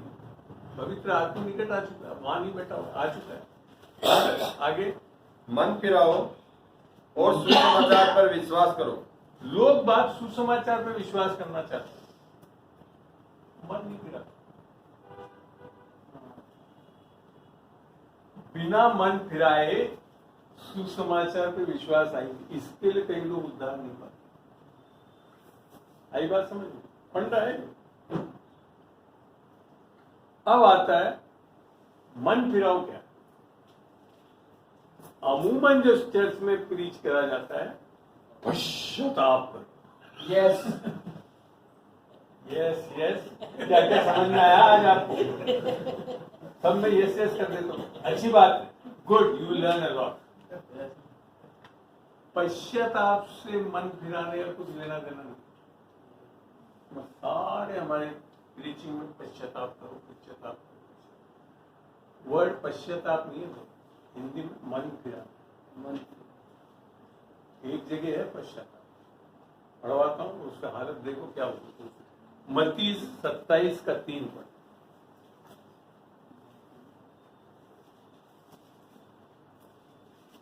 आ रहा है मजा सुनने में? सोया तो नहीं कोई? नहीं तो मन फिरवा दूंगा। जी पर जब उसके आप पकड़ने लोग वाले को आज उत्तर मिल रहा है कि क्या प्रॉब्लम क्यों फेस कर रहे हैं, क्यों उद्धार नहीं पा रहे लोग बात? क्योंकि सत्य सही तरीके से हम पेश नहीं। हाँ पढ़ बेटा। जब उसके पकड़ने वाले अर्थात ये किसका? इसको जुडस का। जुडस का हिंदी एग्जैक्ट क्या है? इंग्लिश में यूज है, हिंदी में क्या बोलते हैं? यहूदा। यहूदा है इसके। उसका वर्णन आ रहा है जी। यहूदा ने देखा कि वह दोषी ठहराया गया है तो वह अर्थात यीशु पछताया। मसीह, तो वो क्या लिख रखा? पछताया। पश्चाताप, ठीक, पछताया। आगे, और वे 30 चांदी के सिक्के हाँ महायाजकों और पुरानियों के पास फेर लाया हाँ, और कहा, मैं निर्दोष कहा अर्थात अंगीकार भी किया, मैंने क्या करा? कहा, मैंने निर्दोषी को घात के लिए पकड़वा कर पाप किया है। इससे अच्छा पश्चाताप क्या हो सकता? आगे क्या कर रहा है मगर? उन्होंने कहा, हमें क्या, तू हाँ। ही जान। हाँ, फिर तब वह उन सिक्कों मंदिर में फेंक कर चला गया और लेकर भी नहीं गया, नहीं यार चल लिया, लेकर चले आगे। और जाकर अपने आप को फांसी दी। अगर पश्चाताप के बाद भी फांसी देनी पड़ गई तो फिर कौन सा पश्चाताप करना चाह रहे हो आप लोग? सही मन फिराव नहीं है इसका, सही मन नहीं फिराया। पश्चाताप अलग दुख तो चीज जरूर हुआ है, इसको। मन इसका मतलब कहीं थोड़ा दुख हुआ, उसको गलत किया मैंने, उसका अंदर का उसको। बिल्कुल, एंड दैट इज नॉट पश्चाताप और repentance, that is the word in English is remorse. वो आपको इसमें नहीं मिलेगा कि Remorseful. हाँ चलो पढ़ो, वेरी गुड पढ़ो। Then the Judas, his betrayer, seeing that he had been condemned and was remorseful, remorseful, he was not repentant, he was remorseful। and brought back 30 pieces silver to chief ये priests and मतलब elders. क्या है? किसी के पास amplified Bible कोई खोल सकता है फटाफट? हैं? खोला भाई, और यही वर्ष खोल के पढ़ना उधर आपको बहुत अच्छी तरह समझ में आए। इंग्लिश एम्प्लीफाइड बाइबल 27 का 3 खोले, मत्ती 27 का 3, ध्यान से तसल्ली से समझे, पढ़े, सीखे। हाँ, इसीलिए मैं कह रहा हूँ जब तक आप बाइबल की स्टडी नहीं करोगे आप आधे अधूरे में अटके रहोगे। When Judas, हाँ his betrayer, हाँ saw that Jesus was condemned, हाँ, Judas was afflicted in mind and afflicted, आपको बुरा लगा, एफ्लिक्टेड ये word, in mind and troubled and troubled, for his former folly, हाँ, and with remorse, remorse, with little more than a selfish dread of the consecution. डर से, Consecution. डर से, और डर से कभी भी मन नहीं फिराएगा। Selfish dread. ये सारा जो आपका पश्चाताप है वो डर से आता है। ओए मैंने ये कर दिया, परमेश्वर मेरे से क्या कर दिया? मन फिराने के लिए डर नहीं होता, परमेश्वर की भलाई आप में मन फिराता। पढ़े रोमियो 2:4। इसके लिए लोग मन नहीं फिरा पाते। क्या तो उसकी कृपा और सहनशीलता और धीरज रूपी धन को तुझ जानता है, और क्या ये नहीं समझता कि परमेश्वर की कृपा तुझे मन फिराव को सिखाती है? परमेश्वर की कृपा तुम्हें मन तुझे- फिराना सिखाती है। कि परमेश्वर की कृपा तुझे मन फिराव को सिखाती है। डर नहीं, अनुग्रह मन फिराओ सिखाती, बताती है। हम तो डराते हैं, दारू पीते रहते हो, पलाना करते रहते हो, हर जगह मन फिराओ, पश्चाताप करो, निकाल वापस आओ। इसके लिए लोग बात सुसमाचार को ग्रहण नहीं कर पाते। पुराने नियम में पश्चाताप पिता यशाया में 56 में कहीं पे लिखा था ना, सैक क्लॉथ पहन के फलाना ये सब करते थे। मन फिराव के लिए सीखना है तो नए नियम में से यीशु मसीह से सीखना चाहिए। पढ़ते हैं लूका 14, सुनाई नहीं दे रहा? नहीं 14 हो गए, 14 के 4 से पढ़ो। बाइबल लेकर बैठो ना। तब उसने हाँ, उसे हाथ लगाकर चंगा किया। नहीं, लूका का फिर कौन सा हुआ जो उड़ाऊ पुत्र वाला जो है ना, 15 का 4 पढ़ो। तुम में से कौन है हाँ, अब यहाँ पे दृष्टांत के रूप में यीशु मसीह मन फिराने के बारे में समझा। तुम में से कौन है? जिसकी 100 भेड़ें हो हाँ और उनमें से एक खो जाए हाँ। और 99 को जंगल में छोड़कर आपने बिजनेस करा है कभी? 100 भेड़े तो आपके हाथ में है, उसमें से एक खो जाए तो आप वो 99 जंगल में छोड़ के जाओगे क्या बेवकूफ एक को ढूंढने? सर बताओ। नहीं ये यीशु मसीह भी बड़ा चीज है। उन 99 को छोड़ के एक जो खो गया उसको ढूंढने जा रहे हैं। और हमारे अभी चर्च में सोचा जा रहा है कि हम परमेश्वर को ढूंढ रहे हैं। निस्संदेह आप नहीं ढूंढ रहे हो, परमेश्वर आपको ढूंढ रहे हैं। आगे। एक खो जाए तो 99 को जंगल में छोड़कर उस खोई हुई को जब तक मिल न जाए खोजता न रहे। ये लो और ऊपर से यार 1-2 किलोमीटर दूर ढूंढ के वापिस आ जाओ। भाड़ में गई 99 तो है अपने पास, ढूंढता है उसको पूरा। फिर और जब मिल जाती है हाँ। तब वह बड़े आनंद से उसे खांधे पर उठा लेता है। यार बताओ सही में बताओ, 6 किलोमीटर चलवा कर और ढूंढ लिया वहां, क्या करोगे? आगे तो करो या उसके ऊपर आप बैठोगे? क्या कर रहे हैं? खांधे पे उठाकर आनंद के साथ। कैलाश जी क्या करोगे? 2-4 बातों में लग मारा मैं क्या कर रहा है यीशु मसीह? वो ये है उसका प्रेम, क्योंकि ये सब चीजें ध्यान दें। आगे पूछूंगा इसको सवाल आगे। और घर में आकर मित्रों और पड़ोसियों को इकट्ठे करके कहता है, खर्चा और करता है। मेरे साथ आनंद करो मेरे साथ आनंद करो क्योंकि मेरी खोई हुई भेड़ मिल गई है। पार्टी दोगे? ऐसे ऐसे भेड़ के लिए पार्टी दोगे? काट के और पार्टी करते हैं अंकल। आगे बढ़ो। हाँ मैं तुमसे कहता हूँ कि इसी रीति से एक मन फिराने वाले इसको जरा साइलेंट मोड में डाल लेंगे आप। हाँ। अब क्या बोल रहा है? इसी रीति से, जैसे अभी बताया, इसी रीति से एक मन फिराने वाले पापी के विषय में भी स्वर्ग में इतना ही आनंद होता होगा। अब मेरे को बताओ, इस भेड़ ने करा क्या? कौन सा पापों का अंगीकार करा? क्या कर दिया इसने भेड़ ने? बल्कि और भाग गया। क्या करा इसने भेड़ ने? क्या था उसको पॉसिबिलिटी? भाग जाता हो, भागा नहीं। जैसे देखा कि घूमने भी आ गया, मेरे उठा भी रहा है, अलाउ। मन फिराना यही है कि when पवित्र आत्मा आकर जब आपको बताती है यीशु मसीह आपकी जरूरत है, उसके रहने, उसकी अच्छाई को देखना। कहीं नहीं कोई लिख रखा है कि पापों का अंगीकार करा वो छोड़ो, अगला तो बहुत बढ़िया है, सिक्का बताया, ना बोल सकता ना कुछ कर सकता। और वहां पे उसको भी यही बोला कि कौन ढूंढ रहा है? वो औरत ढूंढ रही है, that is the Holy spirit. मन फिराना नए नियम में आकर जब आपके पास परमेश्वर का प्रेम, दया मिलती है, उस टाइम आप उसको अलाउ करें। That's all. ये अंगीकार, पश्चाताप, थोड़ा खाना, थोड़ा खाना, अगर ऐसा है तो मन फिराना नहीं है, फिर तो धर्म फिराना है। समझ में आ गया बात? तो ये अगर सत्य को नहीं जानेंगे, मन फिराने, तो तभी जाकर सुसमाचार पर विश्वास करें।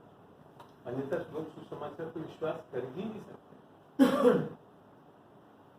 अब समझ में आता है क्यों आज हम लोग सुसमाचार का प्रचार सही नहीं कर पाते। क्योंकि जो एसेंस है, जो वचन सिखा रहा है, जो वचन बता रहा है, उसको नहीं बताते। क्योंकि डरते हैं कि अगर बोल देंगे ऐसे तो ये तो और पाप करते हैं। अगर ये बोल देंगे परमेश्वर काम कर रहा है, कुछ नहीं, नाराज नहीं फलाना करें, तो आपका डर है, परमेश्वर का डर नहीं। परमेश्वर तो ऐसे ही लाता है लोगों को। आई बात। सुसमाचार बताने के लिए इन सत्यों को, इन चीजों को सीखो, समझो। मन फिराना क्या है, पवित्र आत्मा का काम कैसे करता है, पवित्र आत्मा मिनिस्ट्री कैसे करती है, तब जाकर लोग परमेश्वर प्रेम। बेस्ट एग्जाम्पल यीशु मसीह को देखो। पतरस को बोल रहा है इधर जाल फेंक, तो कहता रात भर डाला नहीं मिला प्रभु, पर तेरे कहने पे एक जाल डाल, तो बोला जालों को डाल, एक जाल डाल, खींचा, भर गया, डूबने लग गए। तो क्या बोलता है पतरस, प्रभु मैं पापी हूँ, वहां मन फिराव कैसे आया? जब आशीष मिली मन फिराव आता है, डांट डपकार डंडे से मन फिराव नहीं आता है।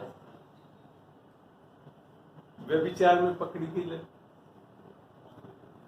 सब हो गया, अच्छा सब चले गए, किसी ने नहीं कहा जा मैं भी तुझे दंड की आज्ञा नहीं, फिर बोला अब पाप मत कर। ये नहीं बोला पाप मैं नहीं करेगी तो दंड की आज्ञा नहीं दूंगा, क्या दिया पहले? अनुग्रह। जब अनुग्रह बताओगे मन फिर जाता है, पाप में से निकल आता है।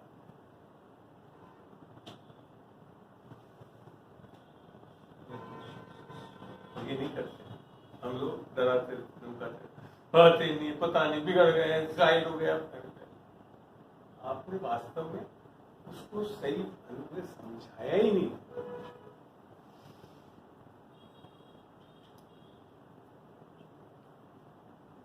यहां तक समझ में आया? ये चीजें जब तक इस सत्य को नहीं जानेंगे तो हम जूझते रहेंगे और कुछ नहीं होगा सुसमाचार। क्योंकि परमेश्वर ने क्या करा? आगे बोला ना, माफ कर दिया सारे, ये पूछा सब सही हो जाएगा तब माफ करूँ। मतलब जगत से ऐसा प्रेम कि जो कोई उस पर विश्वास करे, क्या कंडीशन लगाया नहीं, जब तू सब सही हो जाएगा, ठीक हो जाएगा, पाप करना बंद कर जाएगा तब माफ कर दूंगा, नहीं कर। तब परमेश्वर के प्रेम को हम प्रकट करते हैं, तब जाकर सच्चे प्रेम को हम बता पाते हैं, तब लोग बात बोलते। नहीं तो बाकी तो यार किसी को अन्य जाति को जाकर बोलो कि हाँ तू सब सुधार के आ जाए तो परमेश्वर आपको भलाई कर देगा, क्या फायदा? फिर क्या फायदा उसको यीशु मसीह के पास आने? तो वहां पे भी चल लेगा। ये बताएं नहीं, तू कितना भी बड़ा पापी है, आज यीशु मसीह तुझे माफ कर दे, माफ कर सकता है। ये सुसमाचार में बहुत सामर्थ्य पड़ेगा। परमेश्वर का प्रेम पापों को ढांप देता है, बहुतेरे पाप को एक दो बहुत ये जब तक परमेश्वर का प्रेम नहीं समझोगे, अनुग्रह नहीं समझोगे, तो आत्मा में चल भी नहीं। और वास्तव में मैं बता दूं, जो आत्मिक चाल चलनी है उसमें कहीं भी आपके कर्मों के द्वारा नहीं चलते, वो वापस अनुग्रह से ही चलते हैं। तो नहीं करते हैं, कर्मों के आधार पर चलने लगते, क्योंकि गलतियों 1 से 5 पढ़ेंगे तो समझ में। जो विश्वासियों में भी कई बार हम देखते हैं कि वो लोग सही क्यों नहीं चल पाते। पढ़े। मसीह ने स्वतंत्रता के लिए हमें स्वतंत्र किया है, सो इसी में स्थिर रहो। अब क्या लिख रखा है? मैंने स्थिर भी हो सकते हैं, जो भी लिखा है स्थिर रहो। स्वतंत्रता कैसे मिली? यीशु मसीह के लहू के द्वारा, उसके बलिदान के द्वारा और आत्मा के द्वारा। आत्मा के द्वारा, जो 2 Corinthians 6:17 परमेश्वर की आत्मा में से हम स्वतंत्र हो, उसी में स्थिर रहो, अर्थात अनुग्रह से हमको स्वतंत्रता मिले, उसी में बने रहना। मैं करते क्या है आगे? और दासत्व के जुए में फिर से न जुटो। अब कौन जुट रहा है? विश्वासी लोग दासत्व के जुए में कैसे जुटते हैं? देखो, मैं पौलुस तुमसे कहता हूँ कि यदि खतना कराओगे तो मसीह से तुम्हें कुछ लाभ न होगा। ये सबसे पहला नियम जो अब्राहम को दिया गया, आदम और हव्वा को अलग से दिया गया था ज्ञान के वृक्ष को फल। अब्राहम जब उसको चुना तो उसको क्या दिया? खतना। लॉ दिया क्या? खतना करो। उसको पिक कर रहा है, कह रहा है कि पढ़ना वापस। मैं पौलुस तुमसे कहता हूँ कि यदि खतना कराओगे तो मसीह से तुम्हें कुछ लाभ न होगा। ये विश्वासियों की प्रॉब्लम। फिर जाकर किसमें जुट जाते हैं? व्यवस्था, अनुग्रह से व्यवस्था में जुट जाते हैं। आगे क्या बोलते हैं? फिर भी मैं हर एक खतना कराने वाले अच्छा, वो को कहता है फिर अब समझाता भी, अगर व्यवस्था से करना चाहते हो तो क्या करना पड़ेगा? 100% व्यवस्था। चलो भाई आज से तो कर लो, पुराना क्या करो, वो कर नहीं सकते आप। किसमें अनुग्रह में बने रहना चाहिए। आगे, फिर भी मैं हर एक खतना कराने वाले को जताए देता हूँ कि उसे सारी व्यवस्था माननी क्योंकि पड़ेगी। व्यवस्था से अगर धार्मिकता आती तो 100% ओबीडियंट होना पड़ेगा। ऐसा नहीं हो सकता है कि 10 में से 9 कर लिया तो हो जाएगा। 100% पूरा करना, व्यवस्था का एक नियम है परमेश्वर